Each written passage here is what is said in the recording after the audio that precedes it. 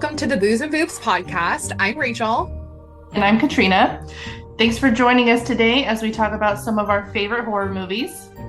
We created this podcast as a way to give women more of a voice in horror.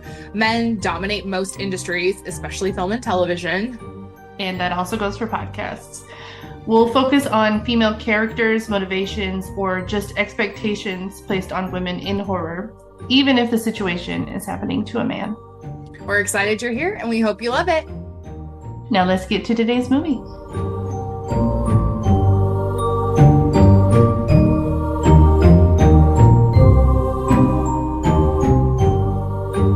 So I always start recording because maybe we'll have some good content to start with, Marissa. Welcome to Boobs and Boobs Radio, where it's mental illness 99% of the time. 99. Which one of you is okay? I feel like Katrina is slightly less severe than you and me. She has a more reasonable approach to things. Fake it till you make it. So, Marissa, I understand that you listen to the podcast, but you have never been a part of it. So you guys would want to be like, do your little bit up top and then a bit. Well, you guys like talk about what's your your life or whatever. And then you could be like, oh, and Marissa's here. And I'll be like, hello. Waka, waka, waka, waka. I'm just a silly little guy. Yeah. I was just gonna see what you thought on how you want to, since it's two movies. I know we did something similar like with Halloween. Is this going to be like a 50-50 focus, or are we going to do like 75% Hannibal, 25% Silence of the Lambs? How do you feel about that? Well, in my rewatch, I have just really tripled down on the fact that Silence of the Lambs is a really perfect movie. Like, I took notes on it, but there are no notes. And Hannibal, I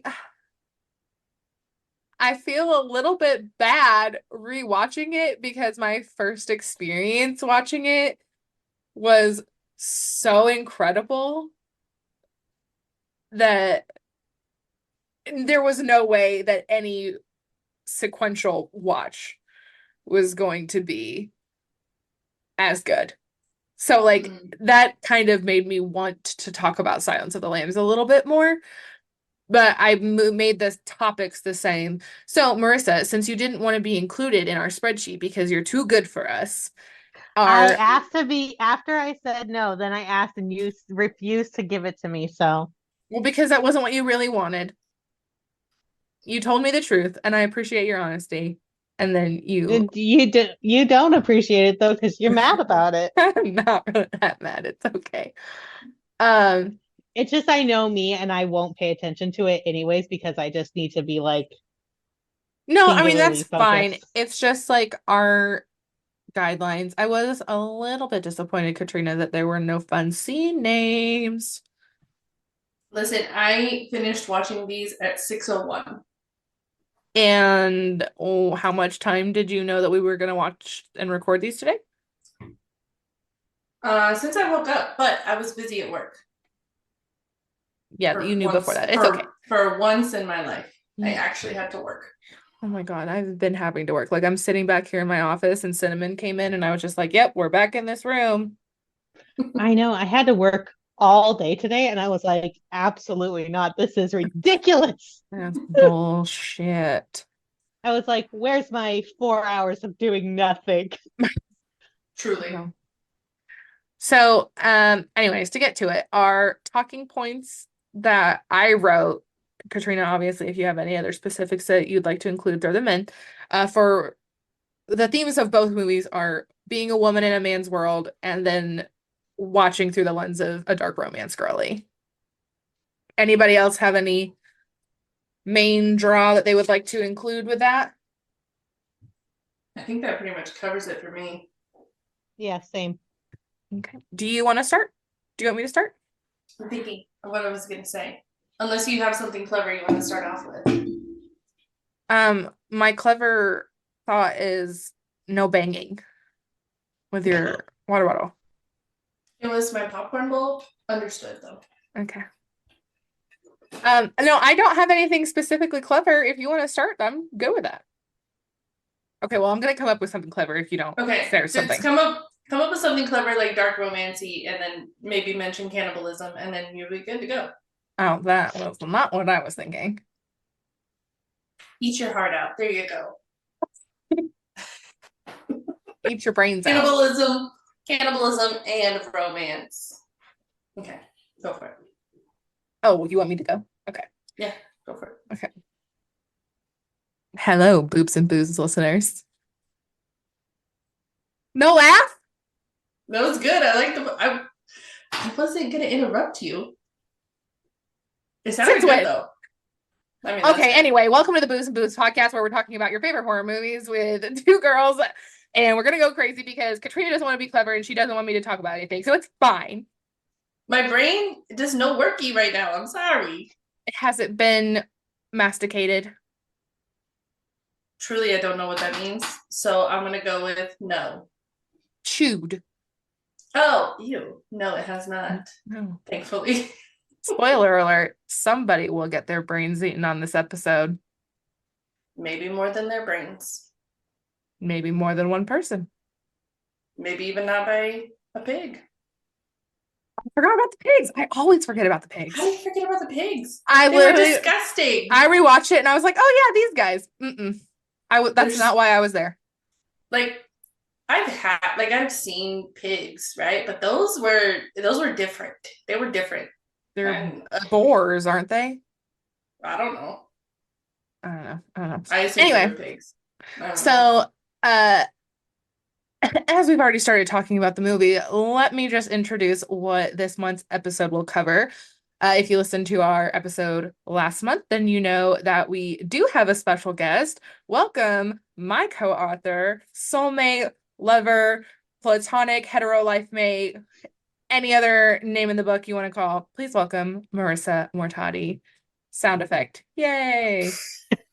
Hetero. Well, I was trying to go for a stick it thing. Yeah, do you think anybody would be on this podcast if they weren't just a little bit queer? Absolutely not. So everyone No, here is this a is- homo. This is true. Thank you for having me, and thank you for letting me pick out the movies for this week's episode. Thank you for picking them and not making us pick them ourselves. Because honestly, that's hard. I know, like it sometimes it really is a struggle. I've already been thinking like, oh God, what are we gonna do next? I have to come up with like a responsibility. Well, it was fairly easy to pick because Silence of the Lambs is probably my favorite quote unquote horror movie. But Rachel and I had just watched Hannibal, and she had watched it for the first time. And I will share that I watched this movie in the theaters. And that means I would have been 10 or 11 years old when this movie came out. And so I probably shouldn't have been watching it, but I did. It Yeah, just it's explains fair. why you are the way you are. Yes, and you say, I forget about the pigs. I always forget about the pigs. The pigs have never left my mind. I've only thought about the pigs in this movie. The pigs and Julianne Moore's black dress. That's all I remember when we rewatched it. I was like, Oh, and the hanging from the balcony. I remembered that too. So, spoiler alert, we're talking about 1991's Silence of the Lambs and then 2001 Hannibal. Yeah. Thanks, Uh-huh. everybody. So I'll say theme of this episode that we're going to kind of focus our conversation around would be being a woman in a man's world.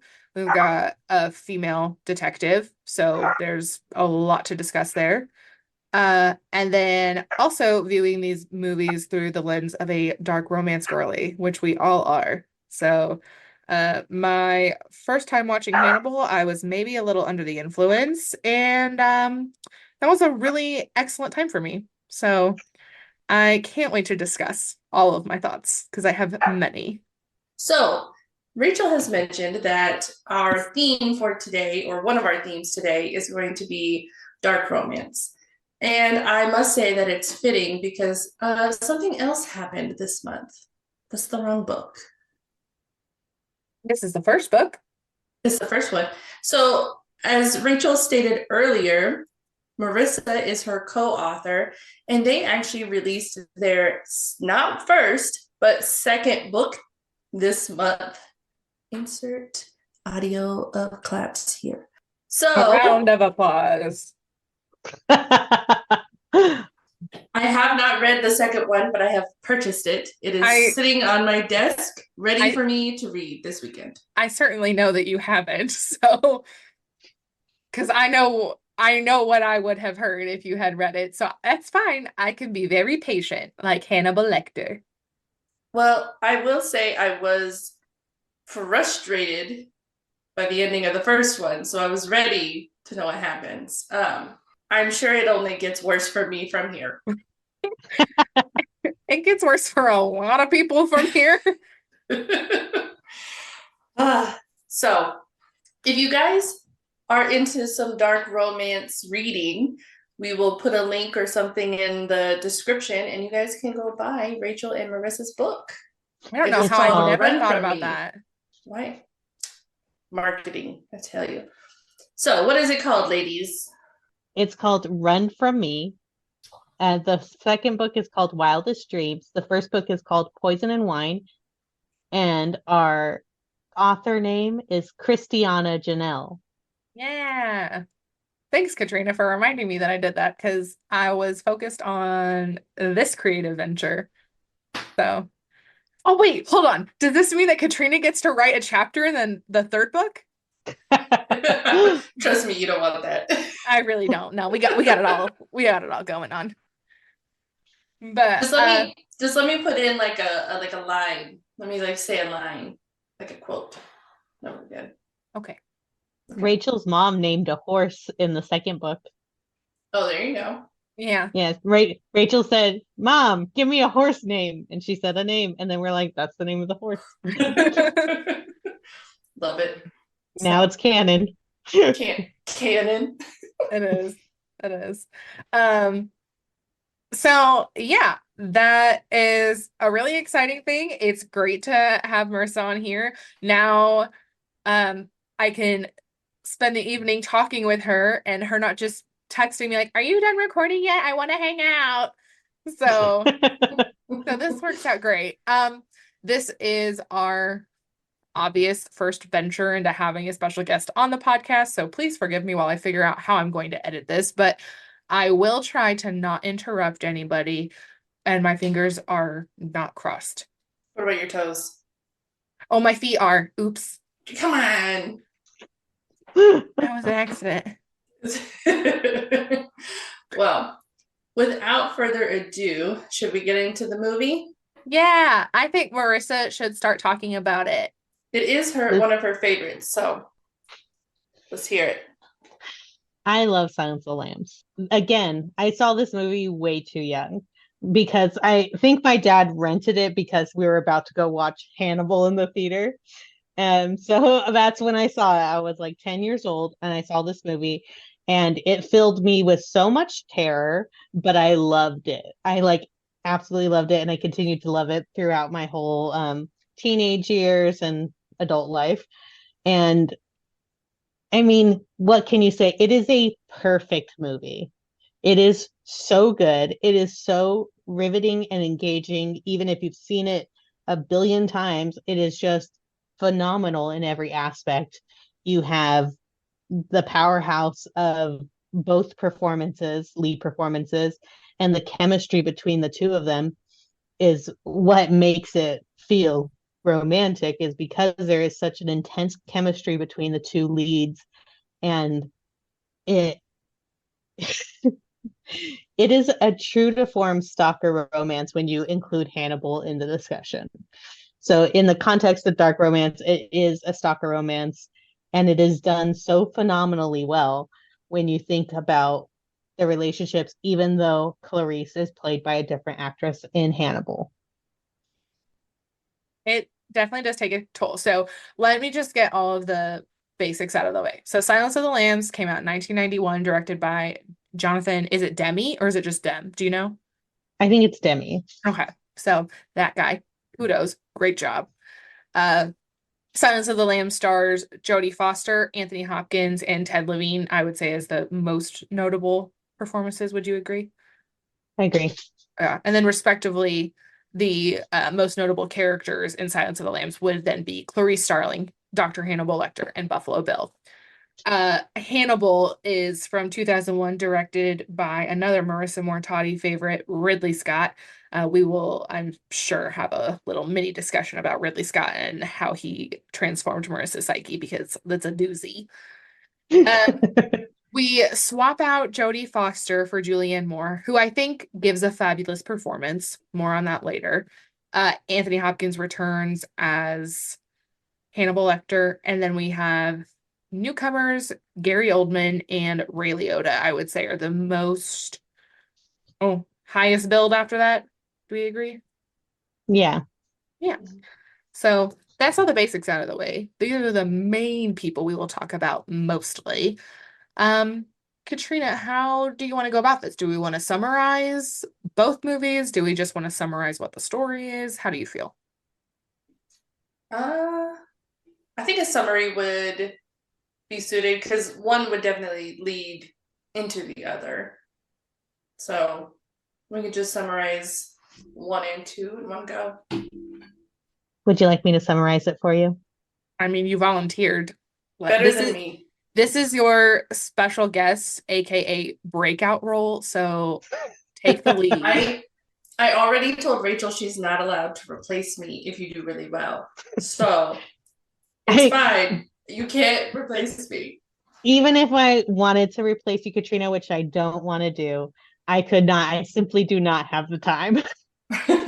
Fair enough. Fair enough. I really honestly, I really thought that Marissa was going to say that she completely understood the depth and complexity of my relationship with Katrina. And while I am so close with Marissa and we have a certain bond, there is just also no replacement for Katrina because we also have such a special bond. And she just went, no, I'm too important. I mean, she's not, in a way, she's not wrong. But I will say, I bring a certain je ne sais quoi, you know? I don't know anything about actors or movies, so I'm just here for the vibes, and I tell my side of the story. Rachel gets to feel the smart one in this. Me and Rachel are too similar to be on a podcast because there would be no discourse. We would just agree with each other too much. Two dumb bitches going, exactly. For 2 hours. It would be that. That's like our whole life. And we would be right. Have you ever thought of this horrible thing? And she's like, yeah, of course, all the time. I think that's truly why we became soulmates, is because I was like, here's a really horrible thing. And she was like, you too? And I was like, yeah. Of course. Yeah. And then she's like, I don't want to tell you this thing. It's really bad. And I'm like, try me. And I was like, yeah, exactly that. Now I feel like I'm going to get replaced. No. That's kidding. My boobs aren't big enough to be on this podcast. Oh, that's fair. You just got the boo aspect. Yeah.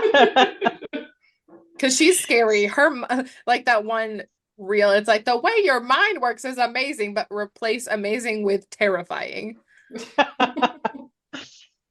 It's true. The horrors of my mind. So anyways, Silence of the Lambs. Let's start. We open on Clarice Starling, an FBI agent in training. She is capable. She's working out. She's running through the woods on the FBI training course. She gets called into an office. This head of behavioral studies, right? He says, hey, I want you to go do this interview because it's the behavioral science unit, shout out Mind Hunter. And he's going to send her to a prison, an asylum prison, to talk to Hannibal Lecter. There is the serial killer Buffalo Bill is at large. And she's like, does this have something to do with that? And he's like, no, definitely not. But it totally does. So he sends her in there with a limited amount of information. Basically, is like, talk to him, see if you can get any kind of him to answer these questionnaire, blah, blah, blah. She goes in, and Hannibal Lecter is a So gentleman. hot. He's standing behind glass because he can't have bars. He's too dangerous. He is behind plexiglass with little air holes, like a fish. And they have this intense chemistry when they speak to each other. And she is honest and with him and builds trust. And he even calls out that she builds trust with him. And she tries to hand him the questionnaire, and he's like, no, we're not doing that. We have something deeper here. And then basically the movie is that she does speak to Hannibal Lecter and get clues about who Buffalo Bill is, because spoiler alert, Hannibal has had connections with Buffalo Bill in the past through a patient of his, because he is a psychiatrist, a medical doctor. And Clarice finds out who Buffalo Bill is and saves the girl who's currently being held hostage by him. That's a brief summary without any of the details. That was really fantastic. I was listening to you and I was like, I'm about to lose me job. Excellent. I'll be Lucky Engaging. Charms. Uh, That's what it made me think of. Now I'm a little afraid to be like, do you want to talk about Hannibal too?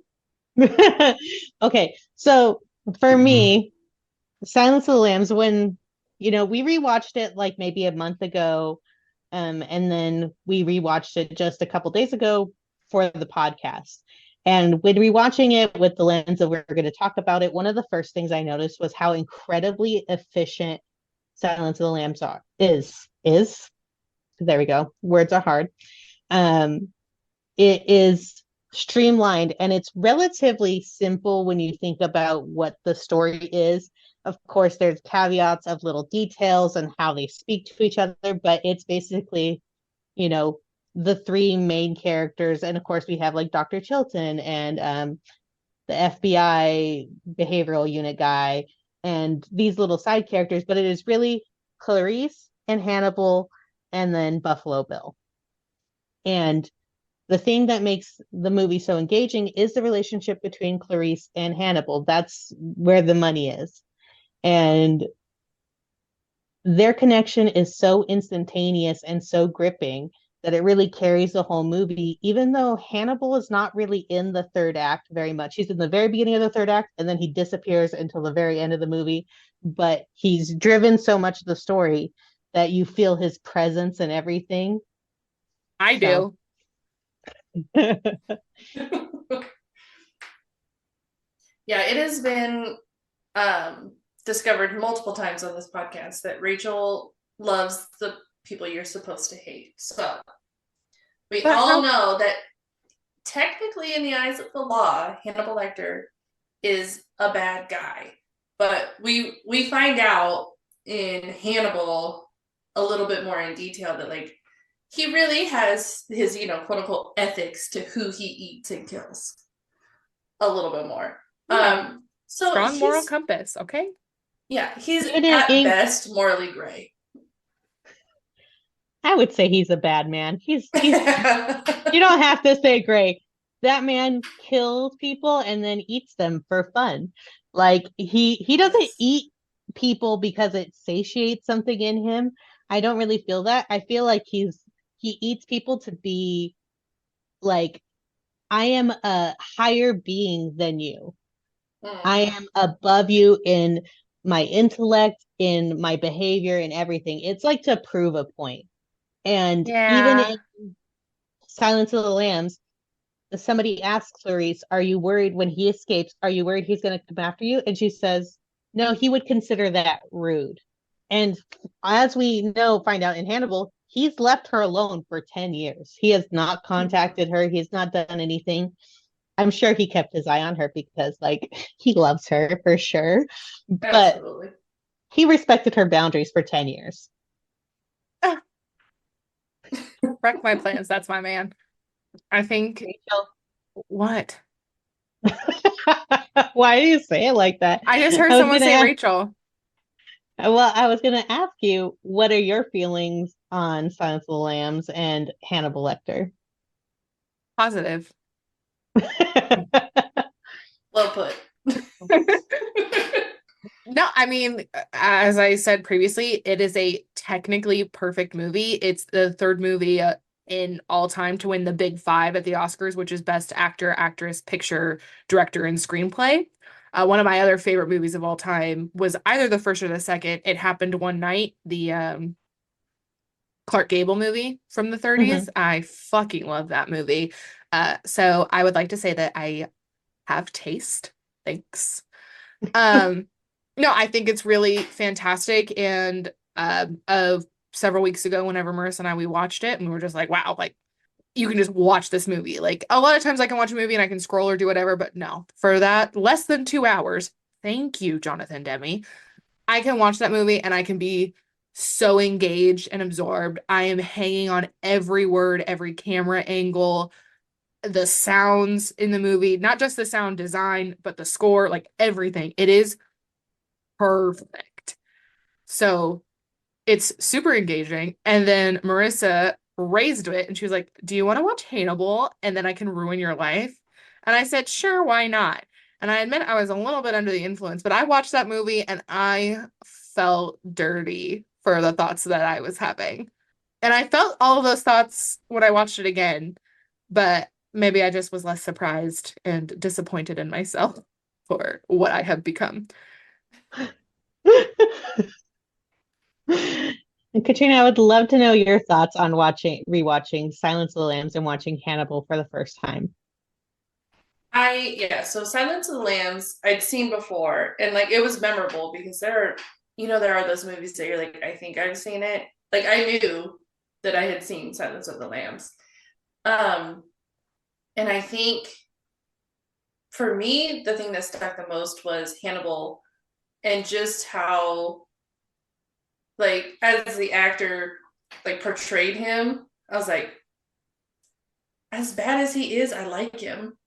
Like I want to be Clarice. Like I want to talk to him a little bit. Like I want to be his special interest a little bit. Like you could The stop Riz is me off a the little bit. charts. It really is. I'm not even a girl with like daddy issues who likes older men.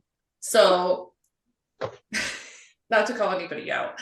I Um, mean, certainly Anthony Hopkins is an attractive man, but Hannibal Lecter is hot, hot. And that is like the way that he speaks, the way that he moves, the cadence, the presence, what he says. Sorry. I'm sorry to interrupt you, Katrina, but no, like no. Rachel's fanning herself. Are you okay? Well, we will absolutely discuss this, but like there's a little finger brush in like the middle-ish of Silence of the Lambs. When I was watching it, I wanted to die and throw up because I'm like, oh my God, they're in love. So like it's just insane. So carry on, Katrina. I Well, will keep myself at it bay. that makes me want to ask you. So I was making my notes a little bit during Hannibal. So at the end of Hannibal, when she gets shot and he picks her up to carry her off and repair her wounds, I put on there like Rachel is probably in a tizzy right now. I I can can't even. confirm a tizzy was being had. And the tizzy happened twice. The first time we watched it, she was basically screaming. The second time we watched it, she was basically screaming. It just hits every time. Okay, it really did. It really do be hitting. It be hitting so good. Oh my God. I'm not crazy here. Like I am seeing what is put on the screen. God bless Ridley Scott because he just makes these hot men so much hotter and crazier than I think any other director is potentially capable of making someone. And it's not my fault that I feel this way. I Ridley think Scott is a fantastic director, and I would love to talk about him more because I am mildly obsessed with him. Mm. Well, at least with his movies. I think if they did a really good job of like not allowing Clarice to even sort of kind of fall, like she trusted Hannibal. Like she felt safe enough to like, he's not gonna murder me or eat me at least. But I like that they didn't like allow her to like swoon for him, because there are books and movies where they're like, oh, I know he's bad, but and sometimes it kills it for me.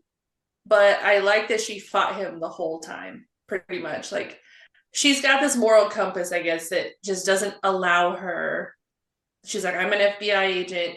This is my duty. This is my job. If she wasn't an FBI agent, maybe it would have been a little bit different for her. But I'd like that they had that discourse of in herself to be like, you cannot feel things for this man, no matter what. I think Boring. that the trust is so real for her. Like she does genuinely trust Hannibal and knows that he would never hurt her intentionally. Mm-hmm. And I think that's true in both movies. And she does have like a very straight and narrow moral compass. He's clearly a means to an end for her. And he is engaging with her, of course, because her dad was a cop. Her dad died and was the only person. And so she didn't have anybody. So when Hannibal comes into her life, uh, he sees her more clearly than I think anybody else has ever seen her in her entire life. Literally, the first time he's like, you come in here with your cheap shoes and your good bag. And he's like, he's basically reading her for filth, but because he's being so accurate and pointed, um, she feels really seen in a way that makes her want to open up to him more because he's already seeing through the facade of what she is and how she's perceived by the world. Because I think that she has put up a really thick brick wall because of her line of work and the world that she lives in. Because we see this happens in both movies.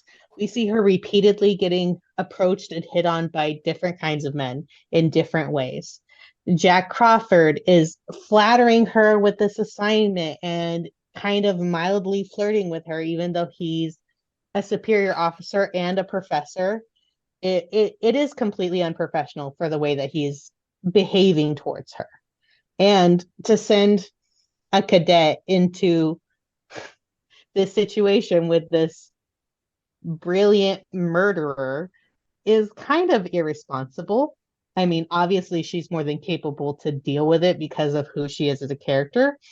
But even Hannibal identifies that Jack Crawford did that as a play on him, but he knows that Clarice is more than just a pretty face to bait him. Yeah, it's every single man that she encounters, minus Hannibal, either sexualizes her, undermines her, demeans her, you know, from the very beginning of starting with her superior to the Dr. Chilton, is that his name? Yeah. Yeah. As soon as she got walked in the door, he's like, well, this is a fun town if you got the right guide. And she's like, I'm sure it is. And she knows how to play it to where, like, to turn them down and not be rude, because she knows if she's firm with these men, they're very fragile and their egos will break and she won't get what she needs. Well, you see Chilton turn on her so quickly. Mm-hmm. And he really, he's a despicable character, in my opinion. Like, to me, that's a worse man than Hannibal Lecter ever will be, no matter how many people he kills. Like, behaviorally, an absolutely rotten man. And like we have different levels of it because when she's going to the etymology guys, the like two nerdy guys, and the Mm-hmm. one hits on her, it's actually very sweet and endearing the way that he approaches her. It's like it actually is treating her like a person. Yes, Rachel?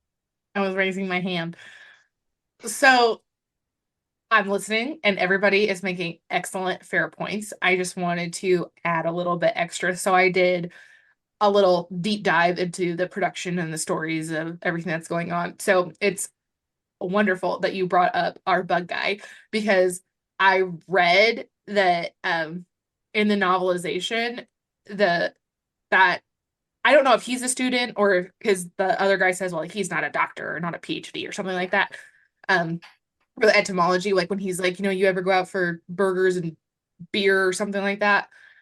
They actually do go out and they like have a little bit of a romance. And then in the novelization of Hannibal, which came out before the script, and we can talk about some other changes that Ridley Scott needed to make and do things like that. Hannibal and Clarice get together. And Ridley Scott was like, no. So What? yeah. Interesting. So This is we haven't summarized Hannibal completely yet, so we probably should do that pretty soon. But just like to Katrina, to your point earlier, when you were like, it was nice that they actually didn't get together. And it's like, well, so basically, a producer was pushing the author who had written the original story. I think it's Manhunter is what it might be called, because there's also Manhunter that came out before Silence of the Lambs, which is basically the same story, but Silence of the Lambs is just a little bit better. I haven't seen the other one, but it's the same story. And a producer that wasn't able to work on Silence of the Lambs pushed the writer to create more material. And the guy was like, oh, I got to do this so they can make a movie on it, blah, blah, blah, blah, blah. And then he had Clarice and Hannibal Lecter actually end up together and they like run off into the sunset. And then I don't remember if they go back to Italy or whatever, but like they assume new identities and they just live happily ever after, supposedly. interesting.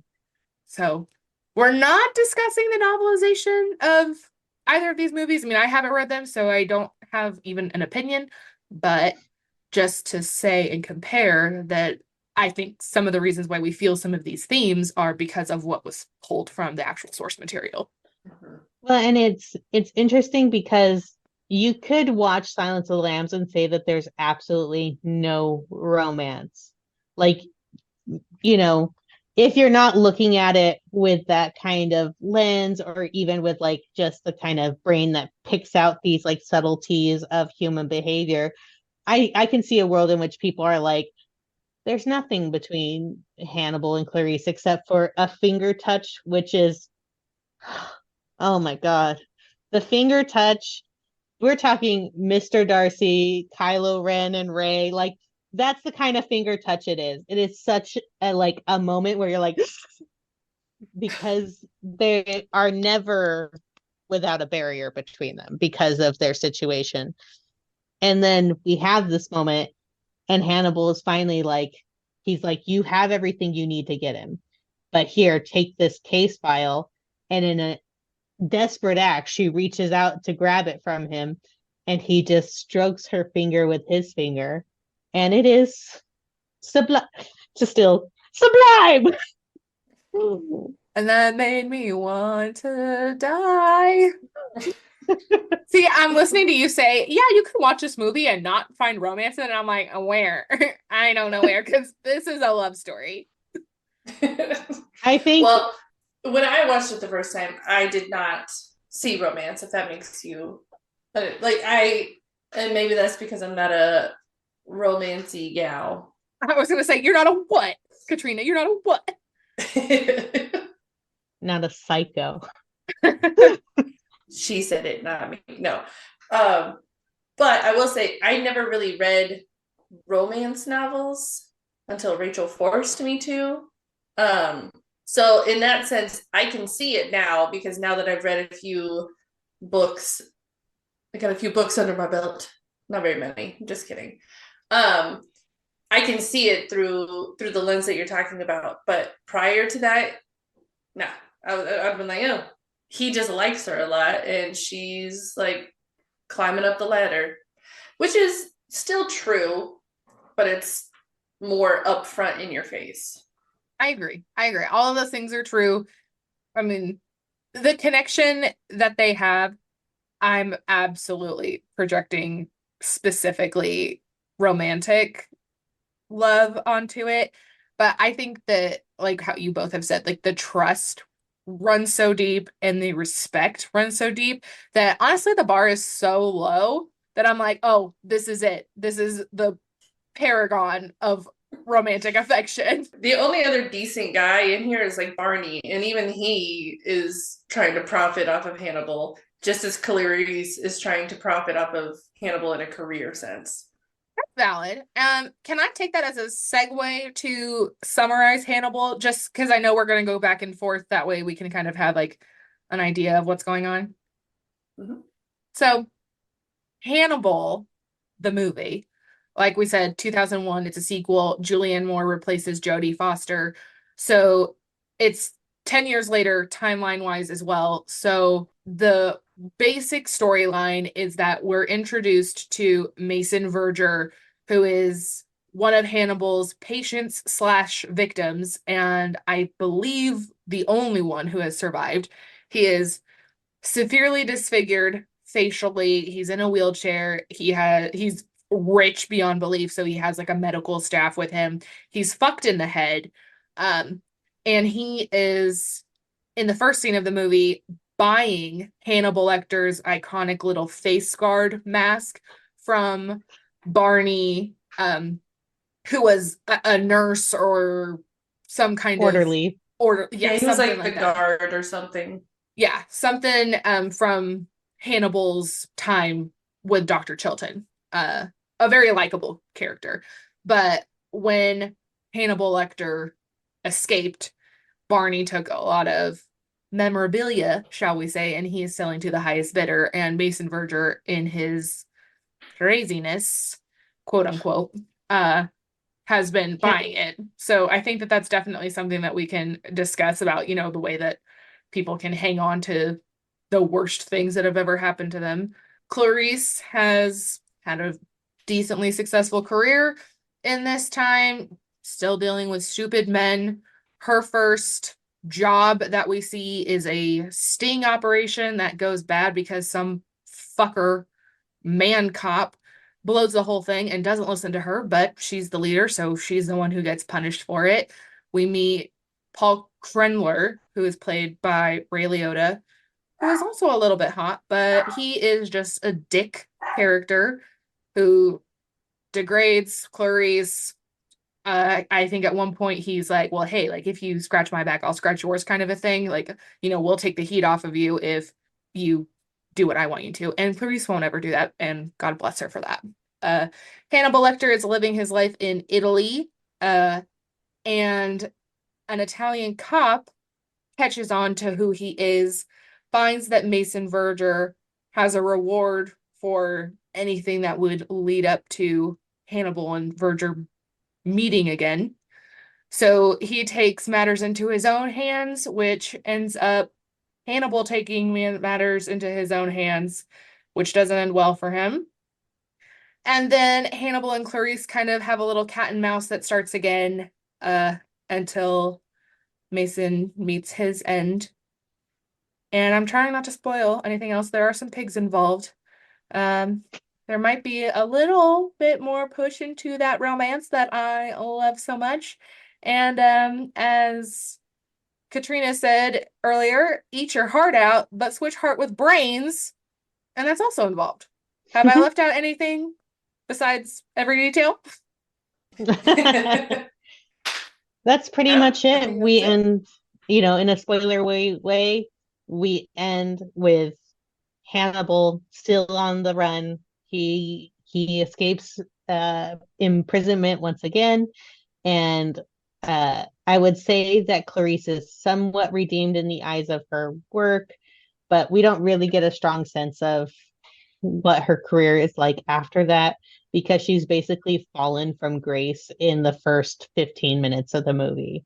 Which is In the eye, ridiculous. it's completely not her fault, but like that scene is interesting from a woman perspective because Clarice shows up. She is the head of the operation. There are multiple departments of law enforcement involved in this sting operation. She's clear, concise about what needs to happen, about their targets, about, well, what's the, you know, this person is dangerous in these ways. So watch your back for this and do this. And then she sees clearly that the target is holding a baby. There's a bunch of people around. She's like, absolutely not. This is a clusterfuck. I don't want to do this operation.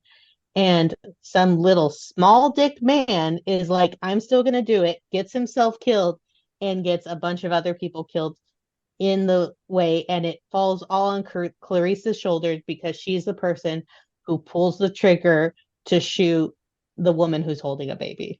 And she doesn't. Which, in her defense, was being Yeah. shot at by the woman holding a baby. So I'm like, if you're going to use a baby as a shield, that's on you. Well, and she didn't hit the baby. She got a perfect No. shot in, and then she immediately rescued the baby. Right. So there's all that to consider. So now that we've kind of, brought in some more of the details of Hannibal, where would we like to begin in the conversation overall? Do we want to go scene by scene, which is Marissa's favorite format of our podcast? Or do we want to focus on a topic and then just kind of pull some examples? My assumption or my rule is if you haven't seen the movie and you're listening to this podcast, it's not my fault if I'm talking out of order or how things work. This is my place. I make the rules. I'm also Taylor Swift. I help make rules too. Okay. No. I think doing a play-by-play for 2 movies is going to be excessive. So I like the idea of, we've talked about the dark romance a lot. I think the next topic of Clarice being a woman in a truly like a man's world of the FBI and a detective would be a good topic for us to kind of segue into. And then if we come up with other themes or topics along the way, we can do that and pull from those. Well, I made a joke just in the very beginning when I was watching Silence of the Lambs for the podcast and taking my notes. As Marissa had stated, the first time we see Clarice, the opening scene of Silence of the Lambs is Clarice Starling on like a physical course. She's Obstacle on course. Well, it's not, is it obstacles? I don't remember. She's running. She jumps a little bit over a tree. There's like a net thing and she falls down it and there's like some stuff she's gonna jump over. Okay. They're like a little training course then. So the first thing that popped in my mind was, I'm so sick of running as fast as I can. Wondering if I'd get there quicker if I was a man. So I felt that not only was it funny, it was also correct because as we will see for the next several hours, if you watch Silence of the Lambs and Hannibal back to back, is this girl just not getting a goddamn break. Well, and even in the second movie, she's still doing that course. And every time she's training, she's alone. So I feel like that's probably true of how she feels in her professional and her home life, is like she's by herself. Ever since her dad died, she had to go to her cousins. She's kind of just alone, other than Hannibal, who really left her alone for 10 years. But like she has nobody to rely on, and she doesn't really show that she has any friends either. Because all the men at work, they suck and they sexualize her and they just want to like use her, but not really truly care about her. So I think it's true, and that she's alone, and yeah, and maybe that's why she connects with Hannibal, because she's so lonely. There is, and I think that go ahead.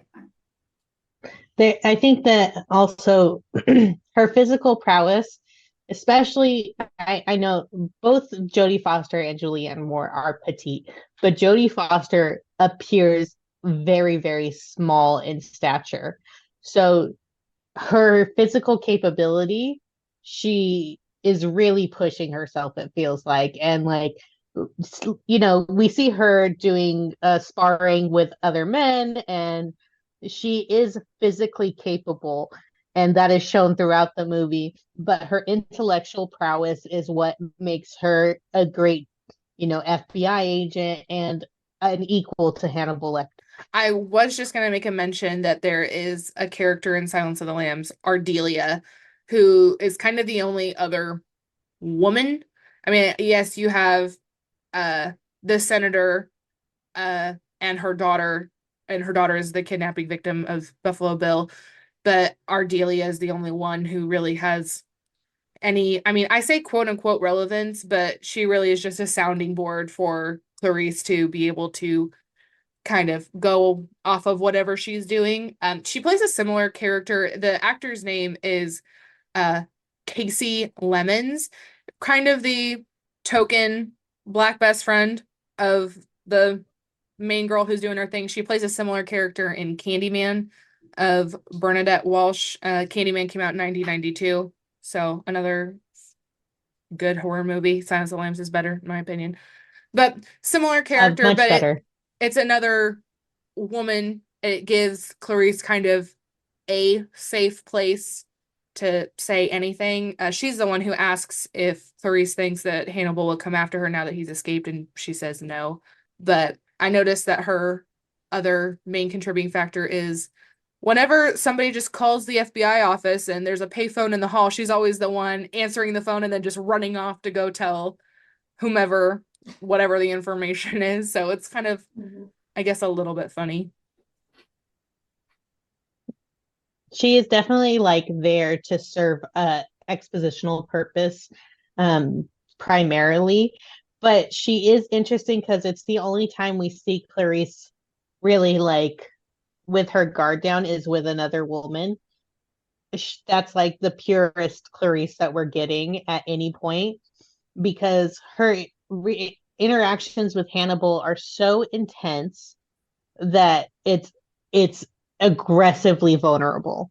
You know, we talk about the title of the movie, Silence of the Lambs, is a story that is painful for Clarice to express to Hannibal, and she's doing it to goad him into giving her information. Quid pro quo. Yeah, I really jumbled those words. But so Ardelia is the only other person that Clarice is having like a genuine relationship with that isn't Well, it's the only played to relationship that's not quid pro quo, because every other man is using her to get something, whether it's sexual, romantic, case file, information. Even Hannibal, who is great, still needs a little bit of back and forth to keep things interesting for him. Ardelia is supportive, doesn't ask for anything. So while it's a token character and exposition, like you're saying, it also is a respite. Well, and I think it's one safe place that Clarice probably feels I can give this information and it A won't be used against me, or B won't be claimed as their own information. Because if she was to talk to another detective about it, more than likely they're gonna be like, oh, this was my idea, and then take I don't what's the word? Credit. There you go. I was thinking of another word. I don't know why I couldn't think of the shortest word possible. Well, we see Chilton do that, exactly that, is he has placed audio recorders in to listen to Clarice and Hannibal's conversations and then sells that information to get notoriety. He's even like, there's a scene where he is talking to the camera and he's like, my name is blah blah blah, and he is giving away so much information to the media for his own notoriety. So we are actively seeing men steal from Clarice to try and get credit for what she's been able to accomplish, when Chilton says at the beginning of the movie that he's never been able to get Hannibal Lecter to talk to him about anything. Yeah, and part of me is like, in the 10 years that Hannibal was free, I'm surprised he didn't like come for Dr. Chilton at all. Or maybe he did and they didn't show it. Ma'am, that's the end of the movie. I would like to spoil this. Hold on. The very end of Silence of the Lambs, Dr. Hannibal Lecter calls Clarice Starling. Oh, and it says, I'm meeting a friend for dinner. I'm having an old friend for dinner. Right. And Dr. Chilton has just gotten off a little plane. They're in like some like Caribbean island or something like that. Oh, okay. I couldn't see his face like very clear. Like, I watched Silence of the Lambs on my computer because I found it on a website for free. because I didn't want to enter in my card information and forget to unsubscribe. So like I could see the plane, but I didn't realize that was Dr. Chilton. Yeah. Okay. The last like we leave you here is that Hannibal Lecter is going to eat Dr. Chilton. As he should. Yeah. He tormented and tortured Hannibal every day that he was there. Yeah, and truly for just egotistical purposes. Yeah. Yeah. I mean, there's no doubt that Hannibal Lecter needed to be where he was, but this is also why the character of Barney is so great, and the conversation that Clarice has with Barney in Hannibal about, not only just how did Barney get all of these things that belong to Hannibal Lecter, the mask, his drawings, his notes, things like that. It's because they just had a respectful civil relationship, and Hannibal Lecter doesn't eat people that he doesn't think deserve it. So if there was respect with Barney, then there could have been respect with Chilton, but he was a dick. So sucks to suck. And Chilton was just his inferior in so many ways. He was, constantly was showing that he was, like, the only word I can think of is inferior. Like intellectually, socially, conversationally, like he was just like a small, kind of stupid man. The smallest man who ever lived. Preview track from the Tortured Poets Department coming April 19th. How many Taylor Swift references can Rachel put into anything? A bajillion. The limit does not exist. Ma'am, the second book that you released is called Wildest Dreams. Okay. I know. You've done this to me. Anyway, back to the topic at hand, because this is just a bunch of girls gabbing. To keep going with being a woman in a man's world, but to turn that on its head, what does everybody have an opinion on about Buffalo Bill, who is a man?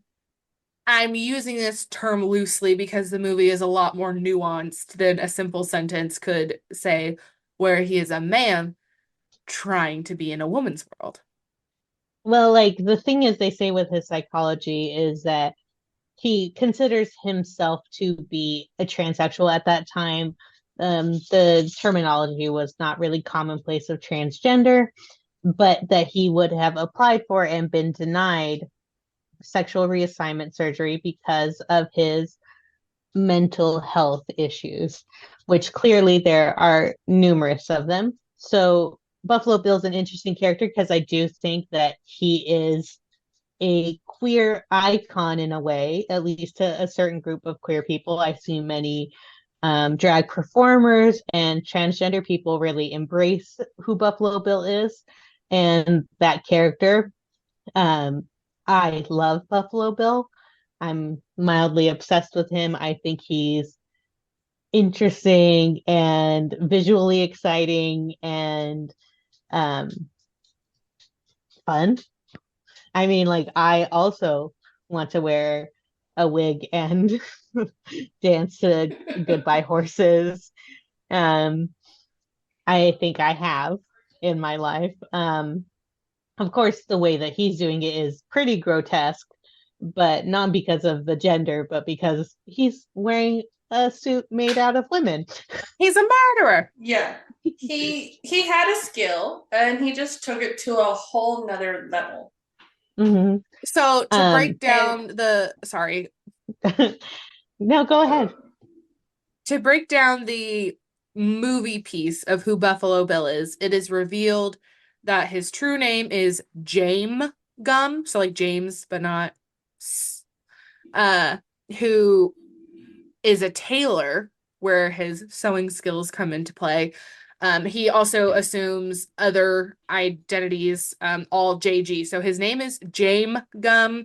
He's also gone by John Grant. He introduces himself to Clarice as James Gordon. So not particularly sure exactly where the JG kind of falls in, that they don't really linger on that. It's just kind of like a thing. So for his character arc, he covets Frederica Lippman, who was a Bimmel. co-worker. What'd I say? Lippman. That's the name of the woman they work for, but Frederica Bimmel is his first victim. Okay, Bimmel. Thank you. This is why I keep her around. And Or was she a great big fat person? well, I am, so I get it. What Hannibal kind of draws out of Clarice is this first victim had a little bit more significance, most likely, than any of the others, as most serial killer cases do. So Buffalo Bill killed this first girl who was revealed that they had like a little bit of a secret relationship for, and then he has gone on to kill other women. The motive, so to speak, is that he is abducting women who are a little bit larger, starving them a little bit, killing them, and is using their skin to create a woman's body for him to put on over his male body because he can't get the sexual reassignment surgery that he wants.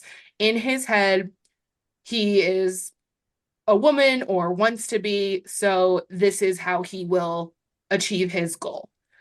He has a little bit of a flair to him, like what you're saying, like putting on like the wig and the caftan and he's dancing around. He's putting on his makeup and he's like talking to himself in the mirror. Would you fuck me? I'd fuck me. You know, just like hyping yourself up as you do before you get down and go out.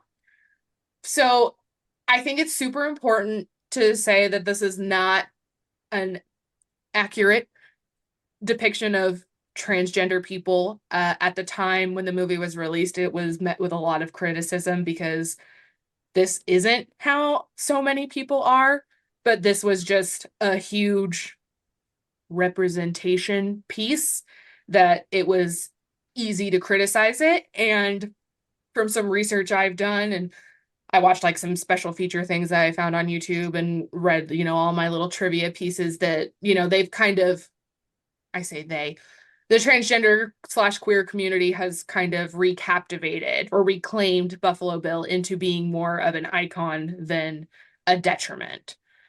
So it's just also interesting, when we say like it's hard to be a woman in a man's world and to be degraded and demeaned and not listened to or not believed. But then you also have this man who is dealing with all these other feelings and he's doing it alone and he's not doing it in a healthy way for sure.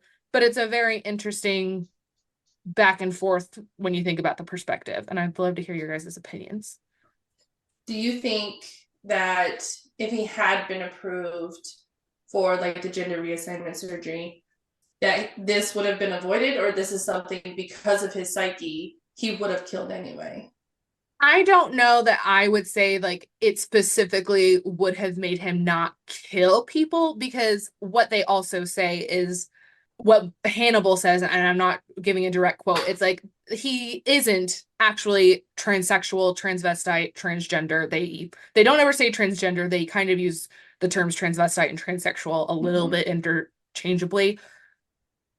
But he was denied the surgery because of his mental health issues. So it's not that he's actually a transsexual.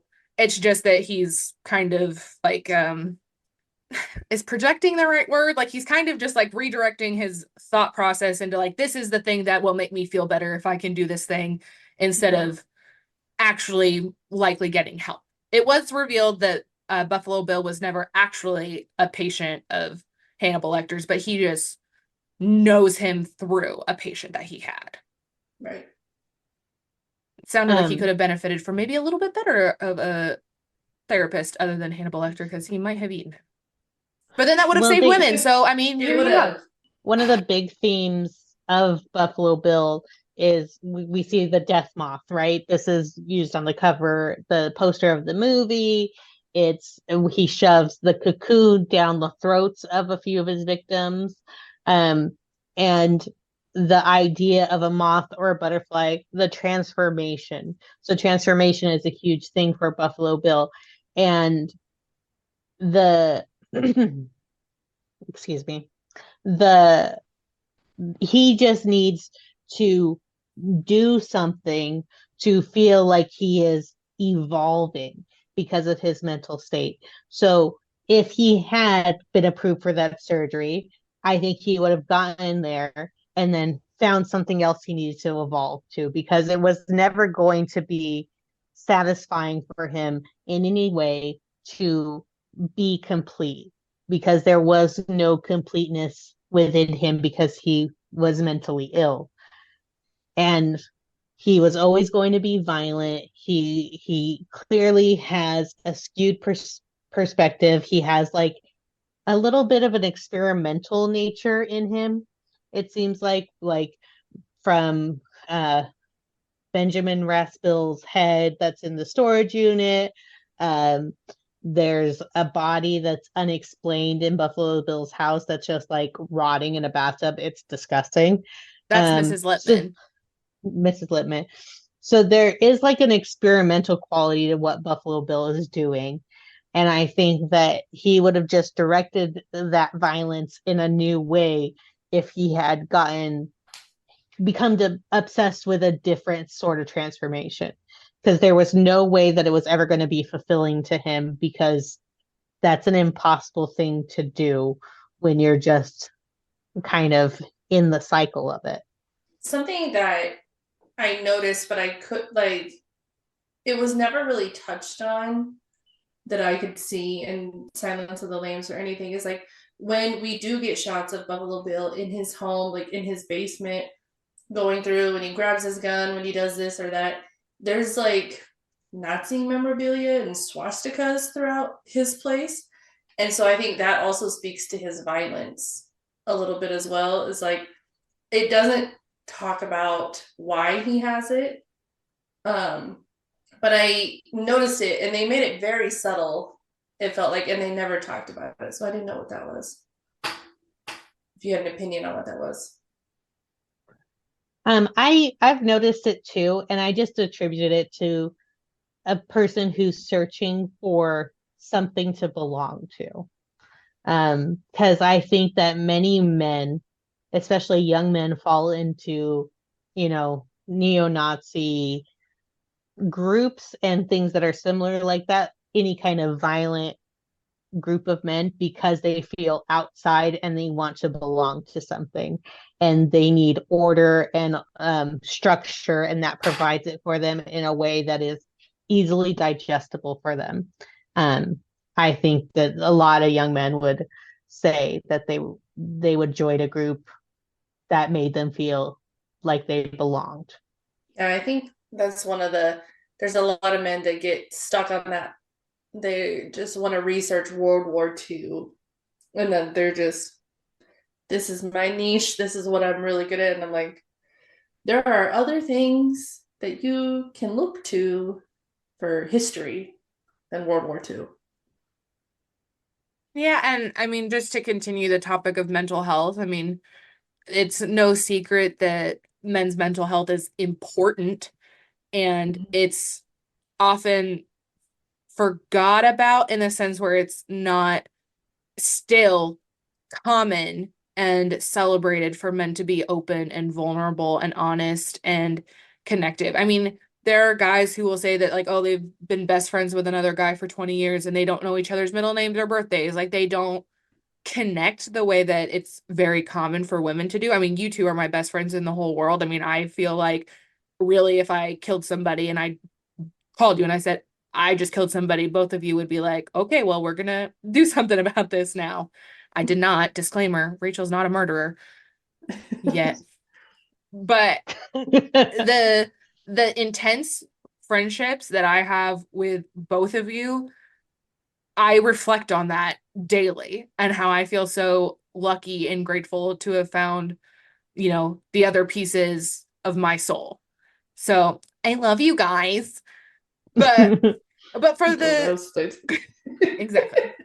But I don't okay, shut up. I'm trying to be nice. But to bring up the conversation, I don't know that I have really ever seen men who can say those things and put them on a platform. I mean, we have Corey and Sean, where it's the butt of a joke from Boy Meets World, who are like, they love each other so deeply, but it's a 90s sitcom where we have to be like, stop it, you're boys. And it's like, we all have souls, some of us. We all have hearts, we all have brains, we all have feelings. It's no different. And if the resources are available, we should be lifting men up to our level of greatness as women. And then there are also men who are just terrible, but they wouldn't be so terrible if they just like got over themselves for 5 minutes and then realize it's like, yeah, you have these feelings because like you're meant to. It's okay.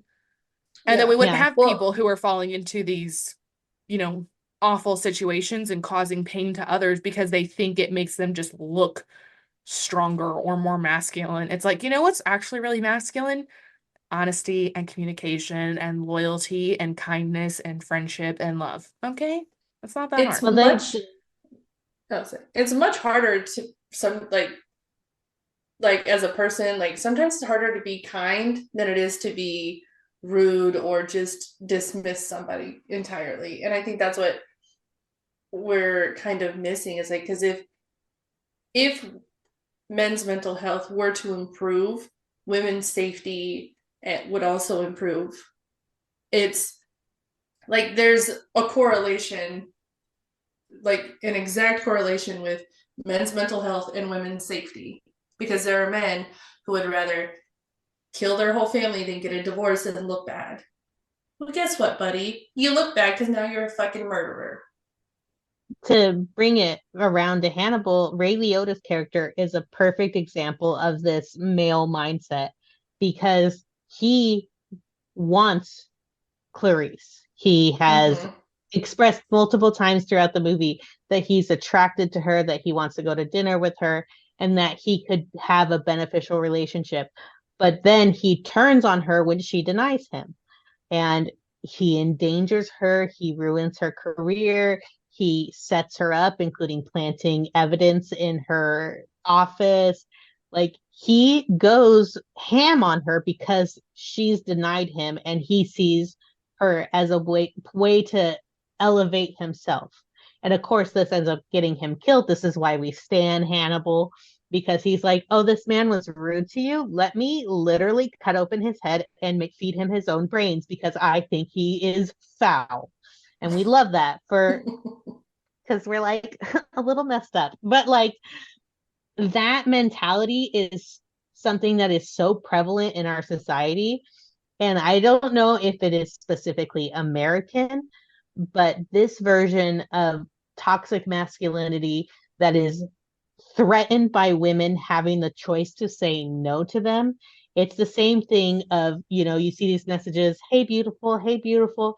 I'm sorry, I'm not interested. Well, fuck you, slut. Like the way that these things exist together because of the male mindset of being entitled to women is so negatively impactful on both men in this world and women in this world. Because what you said about the world would be a safer place for women if men address their mental health issues is completely true.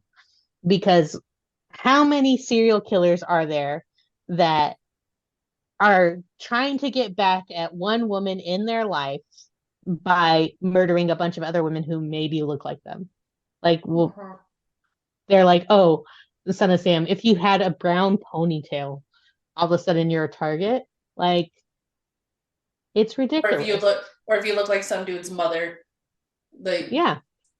who didn't breastfeed him or something, and he felt shorted about that. It's ridiculous, but it's one of the things that unless people recognize it, nothing changes. Mm-hmm. And in the first movie, I think it's the first movie, the one of the detectives was like, oh, I thought Hannibal was like a queer or something. And he's trying to like undermine Hannibal by being like, oh, because he's cultured, he respects women and their boundaries, and is smart that makes him queer, like that's not an insult.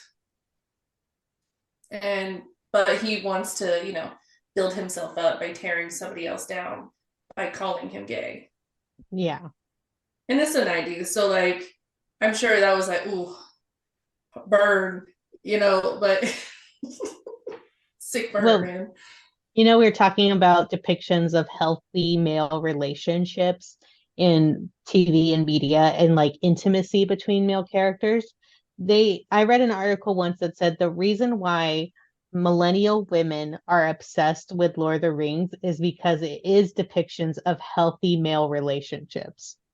Not because of like the actual story of like good versus evil and like the small person. Of course, there's so many things in Lord of the Rings, but because the fact that Frodo and Sam can carry each other up a mountain when they have nothing left but each other.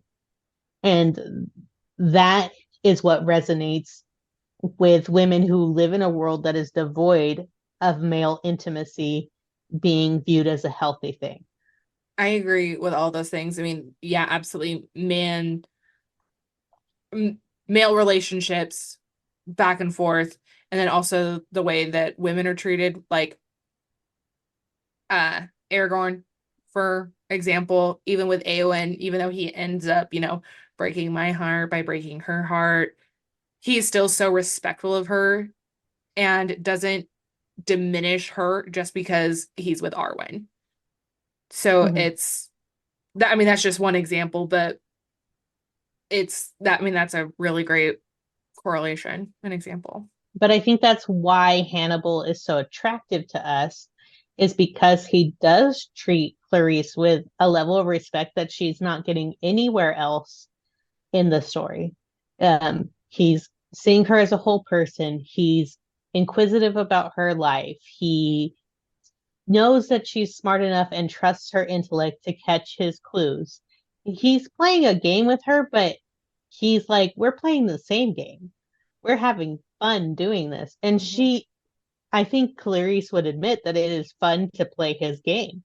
Like, she's there with her little notepad figuring out what, the name that he gave her was an anagram for the mineral property that is fool's gold.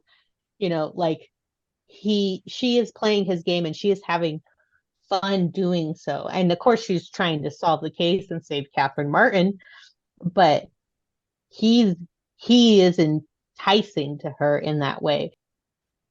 The thing that I enjoy about Hannibal as a sequel to Silence of the Lambs is in every way, Silence of the Lambs is a perfect movie. It's executed so brilliantly, even though there is some parts of it that are dated to like early 90s filmmaking. It's so visually gripping. It's expertly shot. We have great visuals, Hannibal's reflection on the glass when he's having a conversation with Clarice, all this stuff. It just works. Full stop. Perfect movie. Cut. Let's move on. Hannibal is not a perfect movie. There's a lot of things to discuss as far as what it could be, how it could be improved. So as the movie where it really excels to me is in developing the romantic part of Hannibal and Clarice's relationship. It kind of goes more into that, how he's obsessed with her, and we actually get a kiss in the movie that's done so fantastically. We love it. Yes, Rachel, your hand is raised. Oh no, I'm like fist pumping. I'm uh Bender from Breakfast Club. Like, this was a win for me. I will say, so like rewatching Hannibal, not on drugs, just watching it as a movie, it is not as good as being on drugs. I need to rewatch it on drugs and like, get back into my feels about it. But the last 10-15 minutes of that movie, they still slap. It's hot. It's great. It's wonderful. I'm like, ooh, I said to Marissa, I said, watching the ending of Hannibal makes me what Marissa called horny. It makes me as horny as the beginning scene of Rise of Skywalker with Kylo Ren on Mustafar. Katrina, that's the movie that was on the cruise where you were filming me just being like, meh. Just so happy. I was so happy. So that's how I feel. I want you both to know, I want the whole world to know that if you want to know anything about me and what my sexual preferences are, it's the beginning of Rise of Skywalker and the ending of Hannibal. Appropriate. Like, so Hannibal as a movie, I think, is a lot more twisty and turny than Silence of the Lambs as far as like what it's doing with story. It's almost like vignettes of a bunch of different little stories that are all related to each other rather than one big story, which is why I think Silence of the Lambs works better because it's simpler in a way. And so you're allowed to have these relationships be more developed. And we don't get Clarice and Hannibal together until those last 15 minutes. And that's when like the fireworks are going off and all that. Ridley Scott is a phenomenal filmmaker. His visual language is incredible. You know, I think he's one of the best directors of action sequences that we have in modern filmmaking. He can like no matter, like I think his period films are particularly wonderful because he can show um action and strategy in a way that makes sense to a viewer without jumping through hoops. He's practical, like his visual style is just very, very, very honed in. And I even watched something with Julianne Moore where she said that's how he works is he thinks in images and it translates to his directorial style and everything making sense. This fails, I think, in the script, in the story. I'm sure in the novelization, it's probably, well, it's not the novelization. The novel probably has similar problems where it lacks a little bit of directional focus in moving one way. You know, we have kind of a lot of bad guys and not really one satisfying ending. The ending is satisfying, but that's like a different story than the one that we're being told through the majority of the movie. That's very true. I'll point out two things. One, Marissa, I cannot believe we've gone this long and you haven't mentioned Gladiator. So there's that. Two, I was thinking about it. also, Ridley Scott directed Adam Driver in two movies back to back, and that was really good for me. Even though one of those movies was not so good and they put their marketing and press into the wrong movie. But it's still good for me. So we need to record another 3 hours of podcast if we wanted to get into the injustice of The Last Duel and House of Gucci. I have a lot of thoughts, and Rachel's heard me many times. I think I've ranted in the car all the way from San Diego to LA about this specific issue and then stayed in the car for an extra 15 minutes to complete my, verbal assault. yeah. And then I remember a couple years ago, when did all that come out? Was that 21 or 22? It was 21. 21. Yeah. No, wait. No, it was. It was 21. You're right, because it came out when I was Okay. still a favorite. So I told Katrina, I was like, oh, like there's a movie coming out, House of Gucci. We need to go see this movie. And I was like, Lady Gaga's in it. And she was like, oh, okay, we'll go see it. And I made her shake my hand. And I don't even know if it was like 2 or 3 days later, she texted me. She's like, Adam Driver's in this movie. You tricked me. So, Yeah. And then you also tricked me into like some medieval movie that he was in too. The Last Duel. Did we watch that? Yeah. You made me watch that too. You're The welcome. Last Duel is a masterpiece. It's a phenomenal movie. It's great. Great on drugs, great sober. It's fantastic and completely misunderstood. I would love to talk for hours about The Last Duel, but I will save you all of my diatribes for that podcast eventually when you guys decide we're going to talk about that. When the Boos and Boobs media expands. Yeah. Once we got a more broad fan base. When we have a fan base. I was trying to put it in a positive light.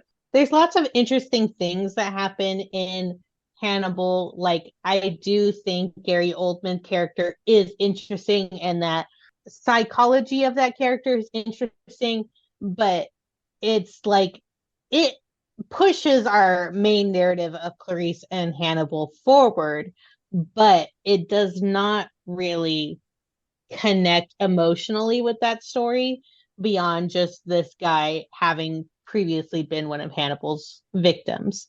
So, you know, it's not linear in that way.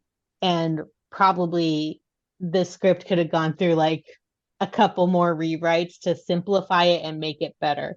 We either needed we needed a different big bad. Like in Silence of the Lambs, we have Buffalo Bill, and that provides resolution for the story for Clarice. There isn't really a resolution for her career in Hannibal. At least it doesn't seem that way to me. I can see that. No. Where I know that I, quote unquote summarized it because I am incapable of not rambling. Um, where it ends is Clarice Starling basically goes to rescue Hannibal Lecter from the hands of Mason Verger. And when I say from the hands, I mean from the pigs that he has hired in to make Hannibal suffer the way that Mason Verger has suffered. And I should probably explain what that suffering is, but give me a minute, I'll get there. Let me just focus on one thought. Uh, so Clarice gets shot. Hannibal ends up actually saving her, and that's the scene that Katrina mentioned where he like picks her up off the ground so the pigs don't eat her. And he just carries her off into the night, and it's beautiful. And she's been shot and injured. He gives her morphine. She wakes up in uh Krenler's house, Ray Liotta's house. I was gonna say Ray Krenler, but I was wrong. Um, because Hannibal knows that Krenler has offended his woman and he simply will not stand for that. So he takes care of Clarice and gives her a little bit of drugs and then puts her in a really beautiful dress and some Gucci shoes because Ridley Scott has a boner for Gucci. He And really does. yeah, so this was like the Easter egg of that he was gonna make House of Gucci. A Gucci sandal specifically. I want to know what Hannibal did to ensure that her boobs did not fall out of that dress because I was waiting for it.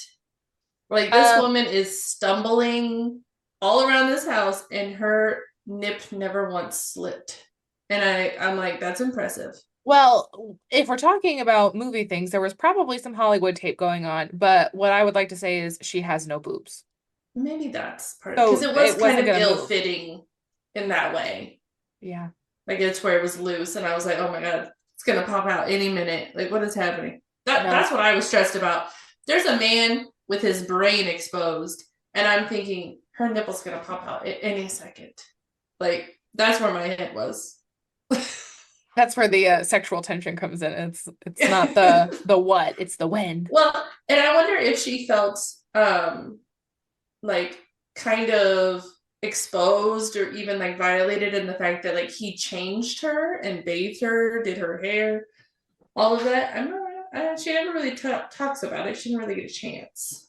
Well, um, I bet Julianne Moore as a performer felt inspired by Ridley Scott's direction of this, which was to make me feel a lot of things when I was just like, okay, like beautiful dress, beautiful This is shoes, beautiful to me this house. this is a classic romance trope to me, presenting the girl with the dress for the date, except it's through the lens of the dark horror element of she's been injured and he's also one of my other favorite tropes. He has tended her wounds and then put her in a fancy dress and sandals. Like, oh my gosh, thank you. Like that shit has stuck with me my whole life. I love, love, love, love, love, love, love, love, love it. It's so delicious to me. Nom, nom, nom, nom, nom, nom, like a little raccoon. um, but it for Clarice, I'm sure it was a violation, 100%, because we've seen her uncomfortable with even gentle sexualizations of her from Hannibal, like the drawing of her nude, and she puts the post-it over the boobs because she doesn't want to look at it, Mm-hmm. even though it's a drawing in her office of her. and it's not Right. even of her because he's never seen her nude. But he also, like, you know, it's classic stalker stuff. He goes into her house and moves things around and like takes the glass that is teetering precariously on the armrest of a chair and moves it to a table quietly as to not wake her, and like all these little things. So there is a severe violation, which this version of Clarice Starling would be like, absolutely not, no thanks. Because in the scene where she's waking up, she is trying to get him. She is trying to arrest him. She is trying to stab him. She is not feeling romantic towards him whatsoever. Yeah, she Right. calls the police before she comes Yeah. downstairs. She's got a snow globe, and she's like, "This'll do." Yeah, so there's a landline upstairs before you go to the staircase, and when she picks up the phone downstairs like blinks when Hannibal's in the kitchen. So he knows that she's called, but he's Hannibal Lecter. He gives no fucks. He knows the call time and the response times. He knows everything. I trust him. Mhm. So Clarice stumbles down the stairs. She's got her snow globe as a weapon, which Hannibal calls out, what are you holding? I think that you'll try to hurt me. We don't want to do that. Set it down. She's still loopy from the morphine, but she sits down at the dinner table where Ray Liotta's just yapping away. And I feel like I need to interrupt you to say he tells her "good girl" multiple times during the sequence. I'm like, it's pointed. It is a pointed choice to say "good girl" as many times as he does. He also says okie dokie a few times, and I love it. I'm like, so like since we watched it the other day, like for the thing, I've texted Marissa so many times. She says something to me, I say okie dokie. So yeah, he's great. I love him. Yeah, and I did like the reveal of Kremler. Like, we know that his personality is off. Like, he's not acting like himself. He's very Well, he's still being a dick. right. He's still like, even though everything that's happened, he's still condescending. He's still like, it's ingrained in him. Like, can you type? Can you transcribe? Like, he's still being condescending, but then he's nice, but then he's condescending again. Well, and And he tells Clarice, he's like, I've always wanted to watch you eat. It's like, are you like it's even boring. It's gross. Like, okay. yeah, Cool. and then Hannibal reveals by taking his hat off that there's an incision made on his forehead, and then just removes his skull cap and head all together and exposes his brain. And as he cuts and feeds it to him, Clarice is like gagging. And I'm like, fair, honestly. The thought I get of it. it. And then I noticed, when Hannibal escapes, he's on the plane, and that little kid is like, what do you have there? And Hannibal has part of the brain cooked in his little to-go bag. And I had heard something, but basically, for the reason that like cannibalism is also bad, other than the moral aspect of it, is that it can actually affect you psychologically. Not just from the trauma of eating another person, but like if you eat another human's brain, there are defense mechanisms within your brain that will attack the person who is eating your brain and make them, I think it says like I wrote it down somewhere. I don't know where Degenerative? it is. Yeah, like their brain will start deteriorating as well, like their thoughts and their psyche and all of that. Well, So maybe what happens to him after that? Well, okay, here's my opinion on that is that Hannibal Lecter is so smart and so intellectual and has so many thoughts that he needs to kind of calm everything down because he's just too good and too accomplished. Mm-hmm. It's like his ADHD medication to turn his brain off. Yeah, I get it. I mean, it's just more to his unconventional. defense, he's only eating a little tiny bit. He's really conservative, honestly, with how much brain he's cutting out. Because he's like it's weird because he's not inflicting pain to Ray Liotta, but Right. he is torturing him. It's a very strange way to torture a person and to kill them. And in a way, Yeah. he did not know it was happening to him. Mm-hmm. Well, he said Hannibal Lecter says something about him not feeling the pain. Like your brain itself can't feel pain. So like when he's like cutting into like the little protective sac under the suckle, whatever I just said, skull. Um, he had to have had some kind of anesthetic because he makes an incision around his scalp. So, and he's, acting crazy because Ray Liotta is acting off before his actual brain gets touched. So he's Yeah. on something. Was it Yeah, drugs or a lobotomy? Which one? and so I'd say not lobotomy yet.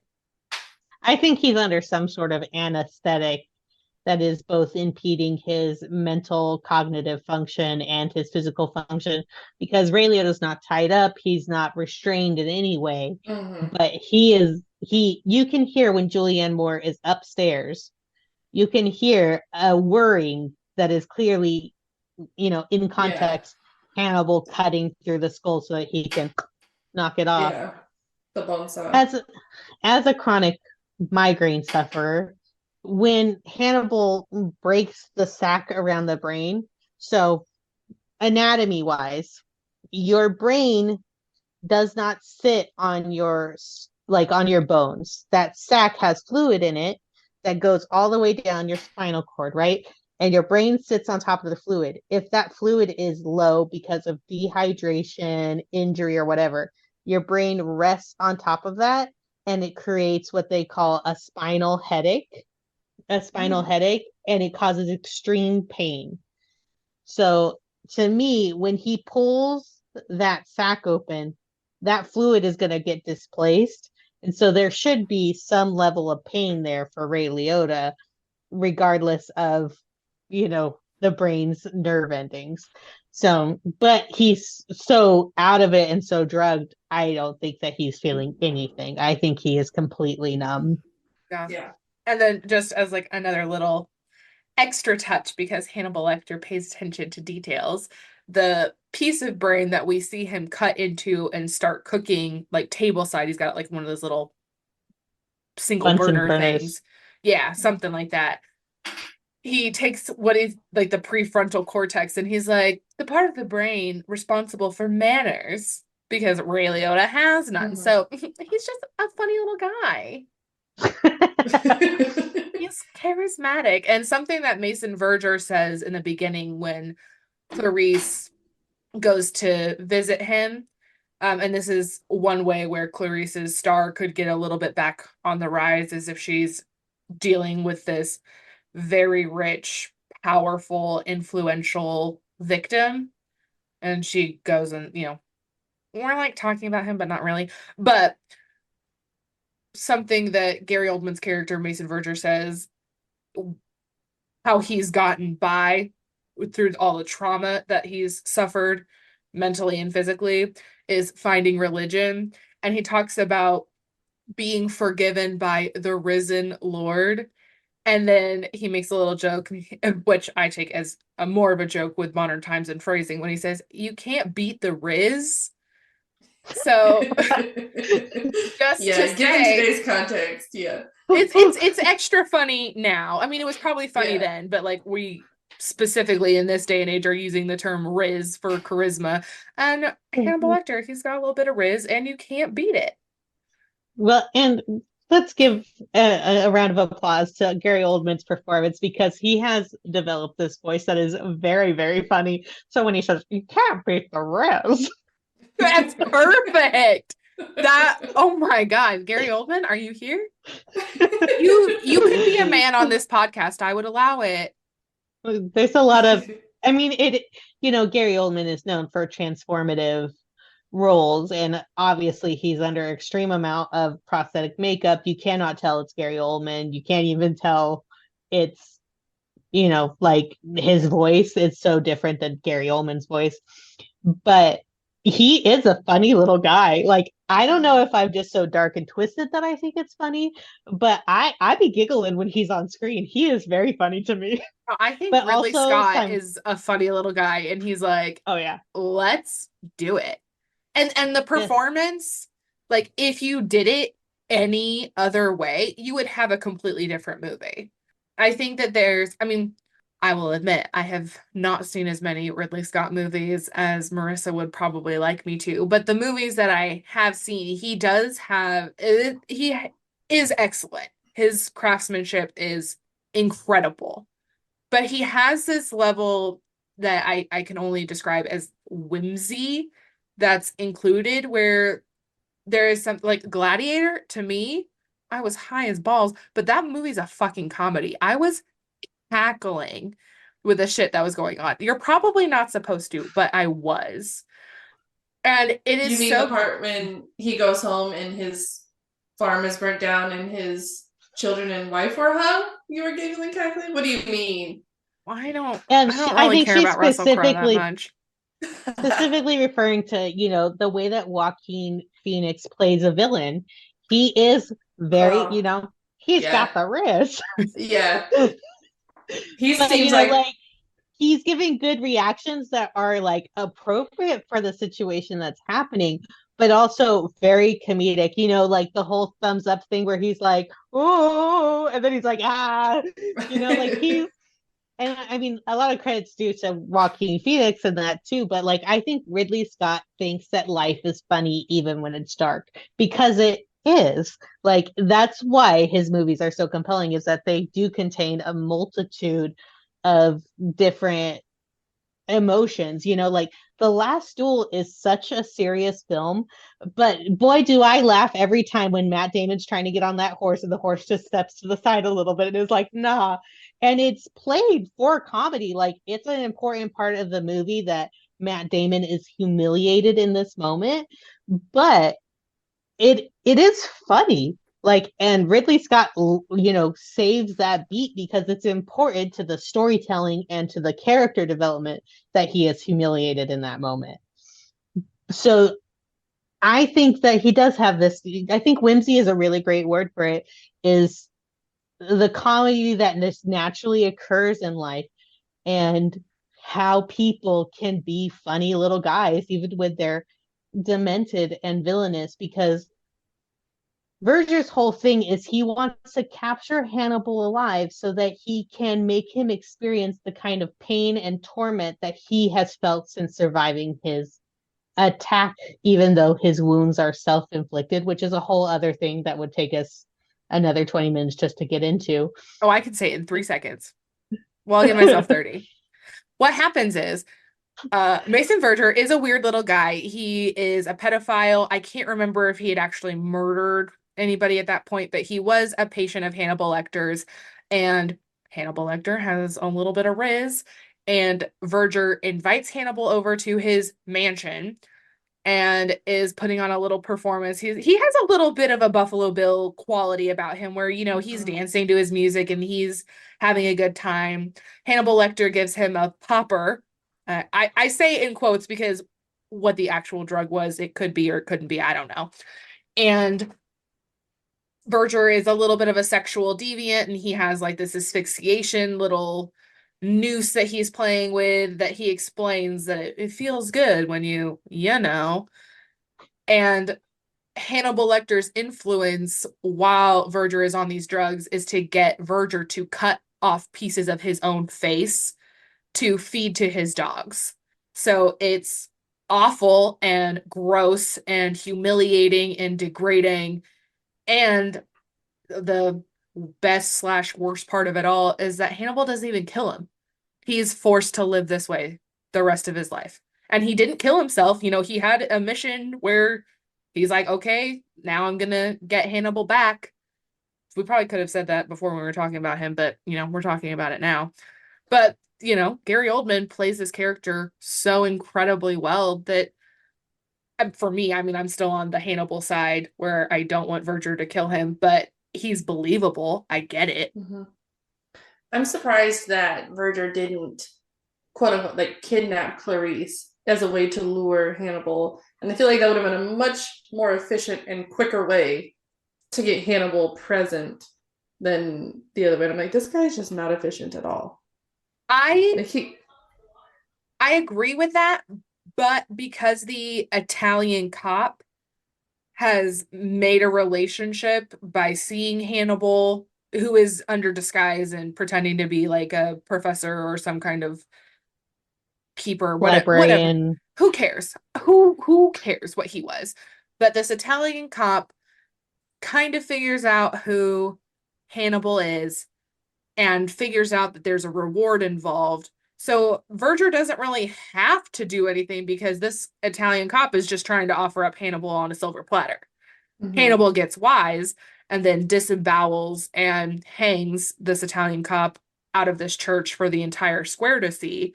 And then he escapes, comes back to America to make his dealings with Clarice and, have a little love story. But that is kind of yeah.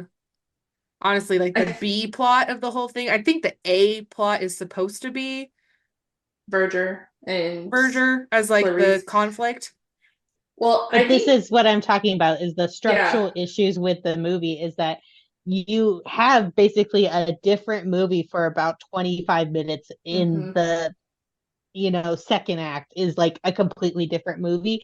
It's engaging and interesting. I love the way it's shot. I think I'm like when you're watching it for the first time, you're 100% invested in it. But when you watch it after that, you're like, this doesn't really have anything to do with anything except for getting Verger closer to Hannibal. Yeah, I felt like the whole portion of the movie that was in Italy could have been 10 minutes and it would have been fine and you wouldn't have missed anything. Like the relationship that he builds with the detective or inspector, whatever they want to call him, like that could have been done a little bit more efficiently. There's a lot of That's great. just my opinion. No, I completely agree. There's a lot of great character relationships because Hannibal kind of figures out what the cop is up to and appears at the same opera that the cop has taken his wife to, who is very beautiful. And then when Hannibal is confronting the cop, he's like, well, maybe before I go back to America, I'll eat your wife, kind of a thing. So like there's absolutely this horror element still involved. The cop enlists like a pickpocket, and I was watching, I was like, attenzione, pickpocket. The cop enlists a criminal to try and get a print so he can be certain that Hannibal Lecter is Hannibal Lecter so he can continue on with his money-making mission. So there's a lot going on. It's still well done. That's not why I'm here. Well, and it's like there's great moments in that, like at the beginning of that sequence with the pickpocket, he tells the pickpocket, wash your hands. He washes his hands in the fountain. By the end of the sequence, the pickpocket has been stabbed by Hannibal and is dead. And then the detective goes and washes his hands of the blood in the same fountain and shit like that. It's like beautiful. Like I love that as far as like storytelling. And it's a pig fountain. It doesn't matter though. Like that whole sequence is you could cut that all out of the movie and it would not make a difference at all. We've had him visually confirm that it's Hannibal Lecter. We have Clarice call the inspector and be like, that's Hannibal Lecter. Like this fingerprint is just so that he can get a deposit on the money from Gary Oldman. So like, yes, technically it matters in the story, but it's like a detail that the movie would be better without. And I like the sequence. It's well done. It's just, this is like a script problem. Like, take it out. The truly transcendent moment of Hannibal, though, is the cops are coming. We're hearing the sirens in the background. Hannibal and Clarice have moved from the dining room. Ray Liotta, he's not present anymore. He's pretty close to dead, or at least unconscious. They've moved to the kitchen, and now we have Clarice has tricked Hannibal into being cuffed. She's fighting him. He takes her ponytail, catches it in the fridge, and breaks the fridge locking mechanism off so that she is stuck there with her head pulled back. And he goes, but what is it he says exactly? It's like, would you say that you love me to save yourself, basically? Or would you say please stop or something, I think. Yeah. If you love me, would you say please stop? And she goes, never. And I'm like, oh, I love this. And then he pretends that he's going to bite her. He comes in fast and hard at her face with his teeth bared, and she doesn't even flinch. And he gets this devious little smile on his face.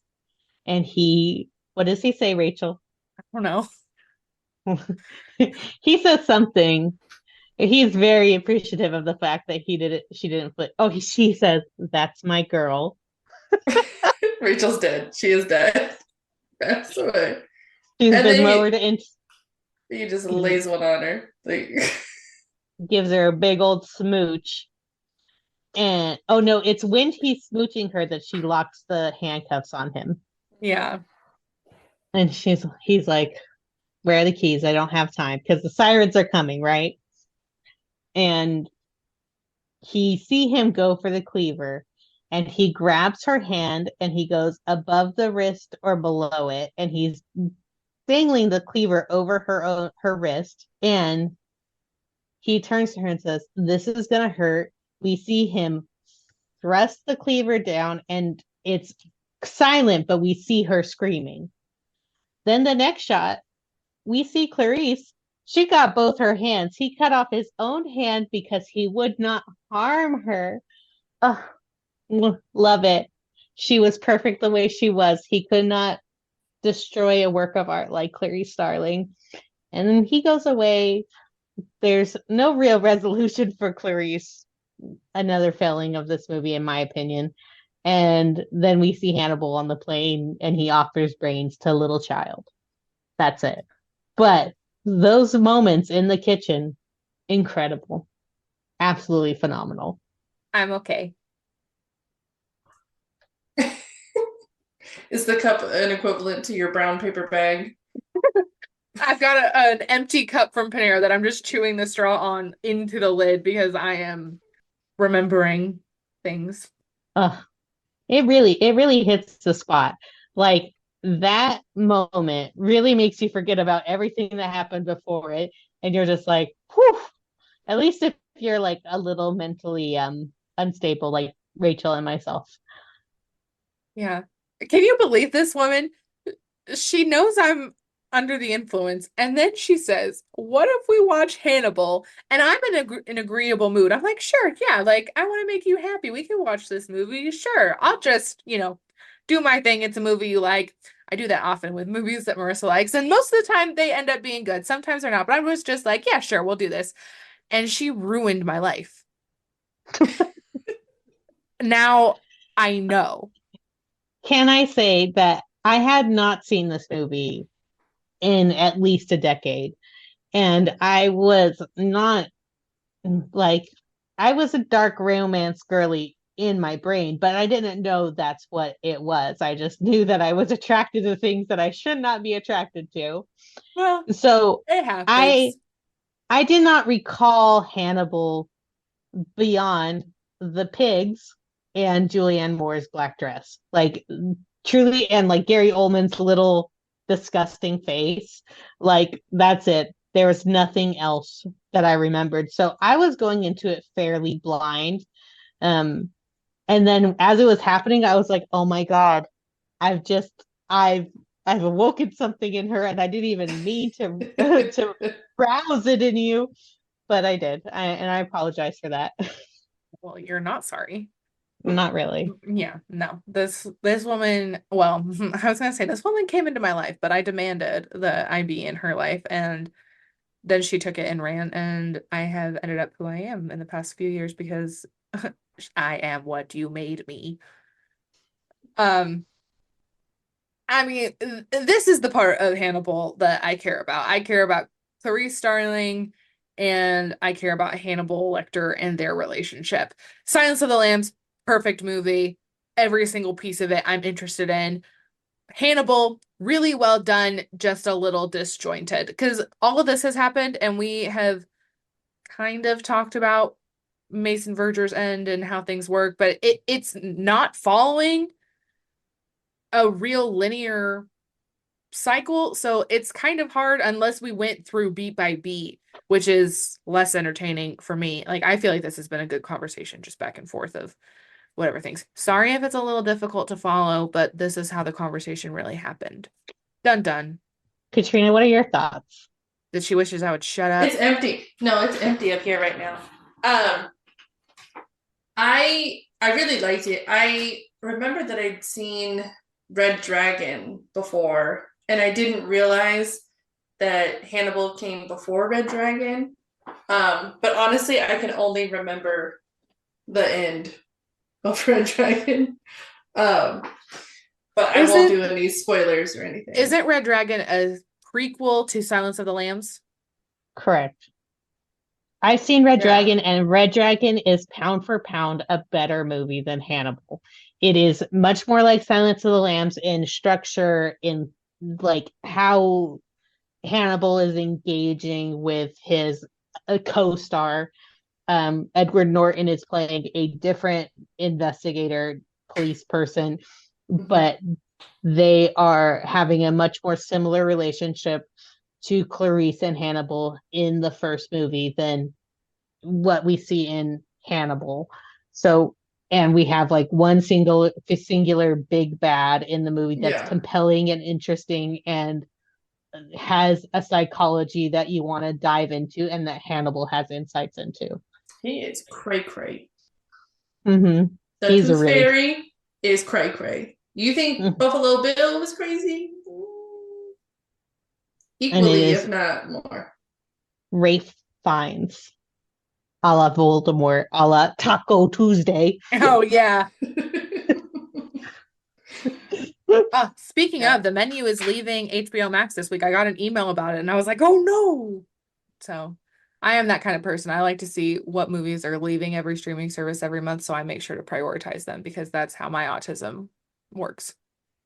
You need a deadline in order to complete a task. I do. Fair. But it doesn't matter if you set the deadline because you made the rule, you can break it. You know? Well, don't give me that much power. It breaks the system. That's how it works in my brain. If I set the deadline, it does not matter. Someone else has to set it for me. I have an Aries moon, though. You are Cap Sun, Cap Moon, Cap Rising. Like, oh my God. You didn't get a joy.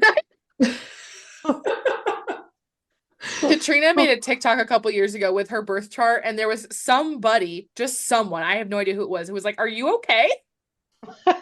I think there's like 6 or 7 Capricorn placements.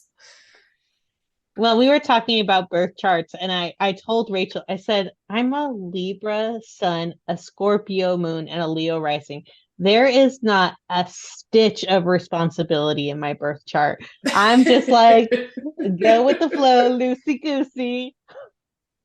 Yeah, I'm a Virgo sun with an Aries moon and a Sagittarius rising. Like, you're just fighting yourself all day. It is a struggle here, my dude. I don't remember what I was talking to Marissa about on the phone earlier. I don't know. I was probably being a little bit of a bitch, but then she was like, this is your Sagittarius. And I was like, so what? So she hates. Well, we did discover while watching these movies again, as Hannibal Lecter's power is perception, right? He sees people and he knows them. He can talk to them and he knows them. And that's my superpower. Well, and I was like, about oh no. Yeah, because the way that Marissa just fucking calls me out pisses me off sometimes. I'm like, oh, to be loved is to be known. No, this bitch, like, I'll say something and she's like, well, that's because you blah, blah, blah, blah, blah. And I was like, okay, be quiet. But so we did also Clarice and her Hannibal. That's what we talked about because I love the game. But we also discussed too that Hannibal, okay, because he is also putting on a little bit of a performance, it's hard to pinpoint exactly, but I was getting some Gemini vibes from him. I get a little bit of a Sagittarius vibe. I mean, he's so meticulous that I can kind of see a little bit of Virgo in him because he does it in an emotionless way. He does it like to further a result. So I feel like there's some Capricorn in there, but I feel like it's a little bit more Virgo. He's not as stubborn to be a Taurus. So like I feel like those are his big three in some format. But I feel like Clarice is a strong Cancer. I'm speaking of Jodie Foster's Clarice, but I'm like, that's a Cancer. So I just Googled what is Hannibal's zodiac sign, and they said, according to the books, Hannibal Lecter celebrates his birthday on January 20th. So he's an Aquarius sun with a Scorpio moon. Okay, well, here's the thing. Gone Girl made Amy Dunn a Libra, so we can't like authors, speaking as one, I know, we just put in little details like for the hell of it sometimes, or and maybe Gillian Flynn knew somebody and loved someone whose birthday was in October, and she's like, well, I'll just make this character's birthday in October. That bitch is not a fucking Libra. So, Yeah. no. So I As a don't care Libra, what they say. no. Yeah. I I'm just appreciate saying. you putting in the research though. In our did a book, quick Run 30 for second Me, Google. Wildest Dreams, Ivy, the main character, celebrates her birthday, and she's an August Leo, and that is accurate to her personality because we care about the details. Buy it now on Amazon. And Barnes and Noble. And Books a Million. Also our website, christianajanelle.com. Bing. Buy the physical and the electronic version. I would love that. Please. I'm so poor. It's only cost me about $1 million. Oh God, yeah. Anyway, that's for the Books and Boobs podcast. That's right. Whenever we start our book club podcast. Yay! Coming soon. So final thoughts. I know that this was kind of a little up and downsy, and we got, but I think especially in the beginning, we really talked about like our themes and what we were putting in there, and then we just had a good time. But I'd love to know, is there anything else that we, want to leave on the mat and put in the podcast, and I'll make sure that I notate so I can edit it. Jodie Foster should win an Academy Award every time somebody watches Silence of the Lambs because her performance is so dynamic and beautiful to watch every single time. She tells so much of the story in her eyes. Incredible. Just absolute perfection. She deserves the world. Also, I had the thought that Clarice in the movies does feel a little bit gay because she never reciprocates feelings towards a man at all, and nobody ever asks her about her sexual preferences. And I don't know if this is because Jodie Foster is very, very gay, but I feel a gay vibe from Clarice despite her relationship with Hannibal. Valid. I could see that because I think a lot of women who center men, and especially in like their sexuality, would at least like smile or giggle at some of the jokes. She was not happy. She was deadpan the whole time. She was like, it's not funny. And The that's good for only her. guy that she gives even a little bit to is the etymologist. Mm-hmm. And that's because He's she knows that respectful. he's sweet and he's nice. He's not gross and dirty. Yeah. Like, so, and I was disappointed when I started Hannibal and it wasn't the same actress for Clarice, and I was like, well, this kind of put a little damper on it for me. But it's Julianne Moore had truly an impossible job and still managed to deliver a really good performance. She did. It's nothing like Jodie Foster, but it is still a very compelling and interesting performance. And after, I would say, like half an hour, you kind of forget and you're just invested in that version of Clarice. Yeah, I completely agree. So it's a detriment role, but she really took it and ran. And I feel like she honored what Jodie Foster did, but also made some things her own. I saw a bunch where Jodie Foster was really trying hard to be a part of this project, but at the end, there were just too many things that weren't lining up story-wise, production-wise, scheduling-wise, and she was just like, nah, I'm out. And then Anthony Hopkins, he wasn't going to do it if she wasn't going to do it. But then he's like, well, nobody can play this but me, so I'm going to do it. And then we got a really compelling story from a clip that Marissa showed me Julianne Moore talked about working with Anthony Hopkins and how incredible it was, and it they really did the best. Like every piece is done as best as it can be for the production design, the sound design, the directing, the lighting, the cinematography, like the acting. It's so top notch. And I hate to say this as a writer, but when your script suffers some, it affects everything else. So Yeah. I wish somebody would have made the joke like, oh, you've changed over the past 10 years. I just wish somebody would have dropped that joke in there somewhere to like break the whole like, this is not the same woman. She's a redhead.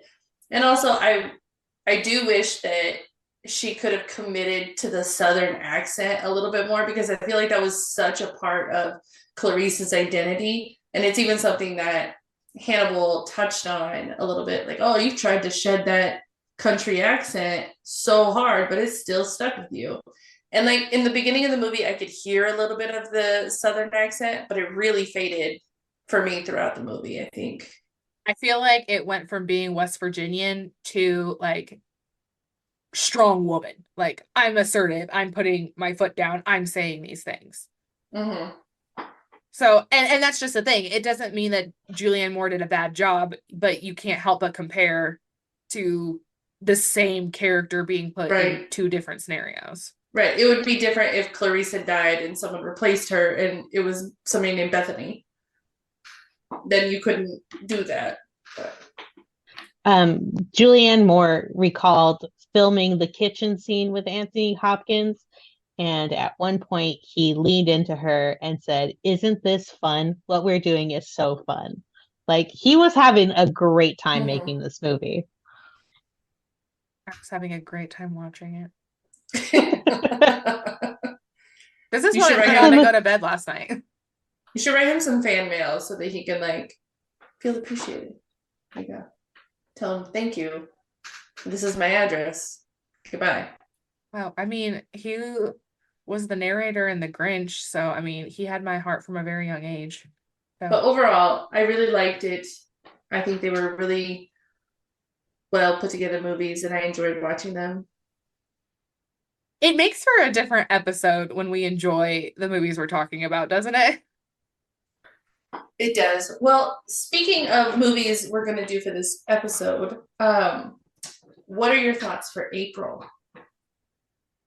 My thoughts for April are Tortured Poets Department, Tortured Poets Department, Tortured Poets Department. Is there a horror movie that Taylor Swift is in that I don't know about? Cats. Cats. I've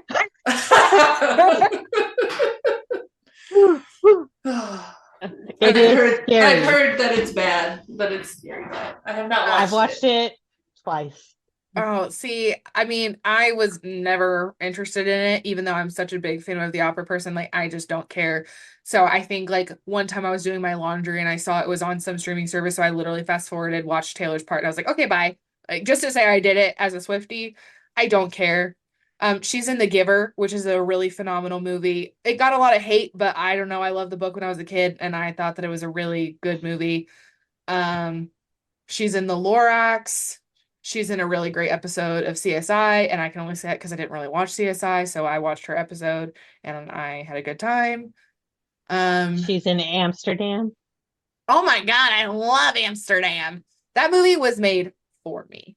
It's Yeah. so phenomenal. Marissa didn't love it that much, but I loved every single piece of it. Christian Timothy Bale, Olyphant he's shoved egging Taylor me. Swift under under a bus. Which is a unique thing that you get to say you did in your acting career, is I got to shove Taylor Swift under a bus while my child, who's a big Taylor Swift fan, watched. Yeah, I mean, she's in the first like 10 minutes of the movie and she gets killed, but her death is the inciting incident of the whole movie. So, in my opinion, not only I understand that there's a lot that David O. Russell has been involved with, I really enjoy his movies that I've seen. So, sorry. I'm not an apologist. I just like the movies. But it's David O. Russell, it's Christian Bale, it's John David Washington. I mean, it's a million people in the movie. But then you have Taylor Swift, and then everybody is talking about Taylor Swift's character the whole time. It's a movie made for me. I want to talk about Taylor Swift all the time. It truly is. She's also for in you. an episode of New Girl for like Yep. 10 seconds. Yep, she played Elaine. Same. So, but I have a suggestion. I don't know if you've seen it or not. It's called Malevolent. I just watched that not that long ago. I really liked it. It was interesting. Yeah, it could There be was a something. twist. It was twisty. Yeah, Twisty. there was. I mean, when I watched it, it was one of those movies like that had just been on the list, and it's like, yeah, I'm just gonna watch this. So, yeah, I'm down. Okay. Easy peasy. Malevolent it is. Do we at least have a good like outro for this? Thanks for listening. Perfect. Perfect outro. Perfect outro. I mean, Here, I can say something real quick if we want to. Go. Well, thank you guys for coming and listening. If you stuck around this long, who knows how long this ended up being. But we are so happy that Marissa could join us for this. We had a really great time. She made some great suggestions. Next month, we may or may not, I make no promises, be reviewing Malevolent. Why So would we make no promises? If we don't make the promise, then we're not going to get it done. Guys, we're doing Malevolent. I have to watch it at least twice. I have to take notes. I have to get ready. I have to schedule the Zoom. I have to do all the things. Next month, we will be reviewing Malevolent. So, if you have not watched it, do so now. Do your homework, and we will see you then. Bye. Thank you guys for listening. We hope that you enjoyed our episode, and we look forward to hearing from you. Find us on Twitter or Instagram to request a movie or even just to discuss your thoughts at Boos and Boobs. Or send us an email, boosandboobs@gmail.com. Yeah, and we're working on turning this into a thing. So if you can please follow us on Patreon, our account there is Boos and Boobs also. And what are some of the benefits to joining our Patreon? Oh, Katrina, I am so glad that you asked. As a patron, you will get early release episodes, bloopers, mini episodes where we showcase scenes from the movies that we're talking about, or just conversations that we're having that we had to cut from our recording. All that and more. And they're fun tiers. You can be an A cup, a C cup, or you can join the Triple D Plus group like us. We truly appreciate your support, and we look forward to growing our following to create more content for listeners like you. So we'll see you next time. Or else. Yeah, let's end it with a threat.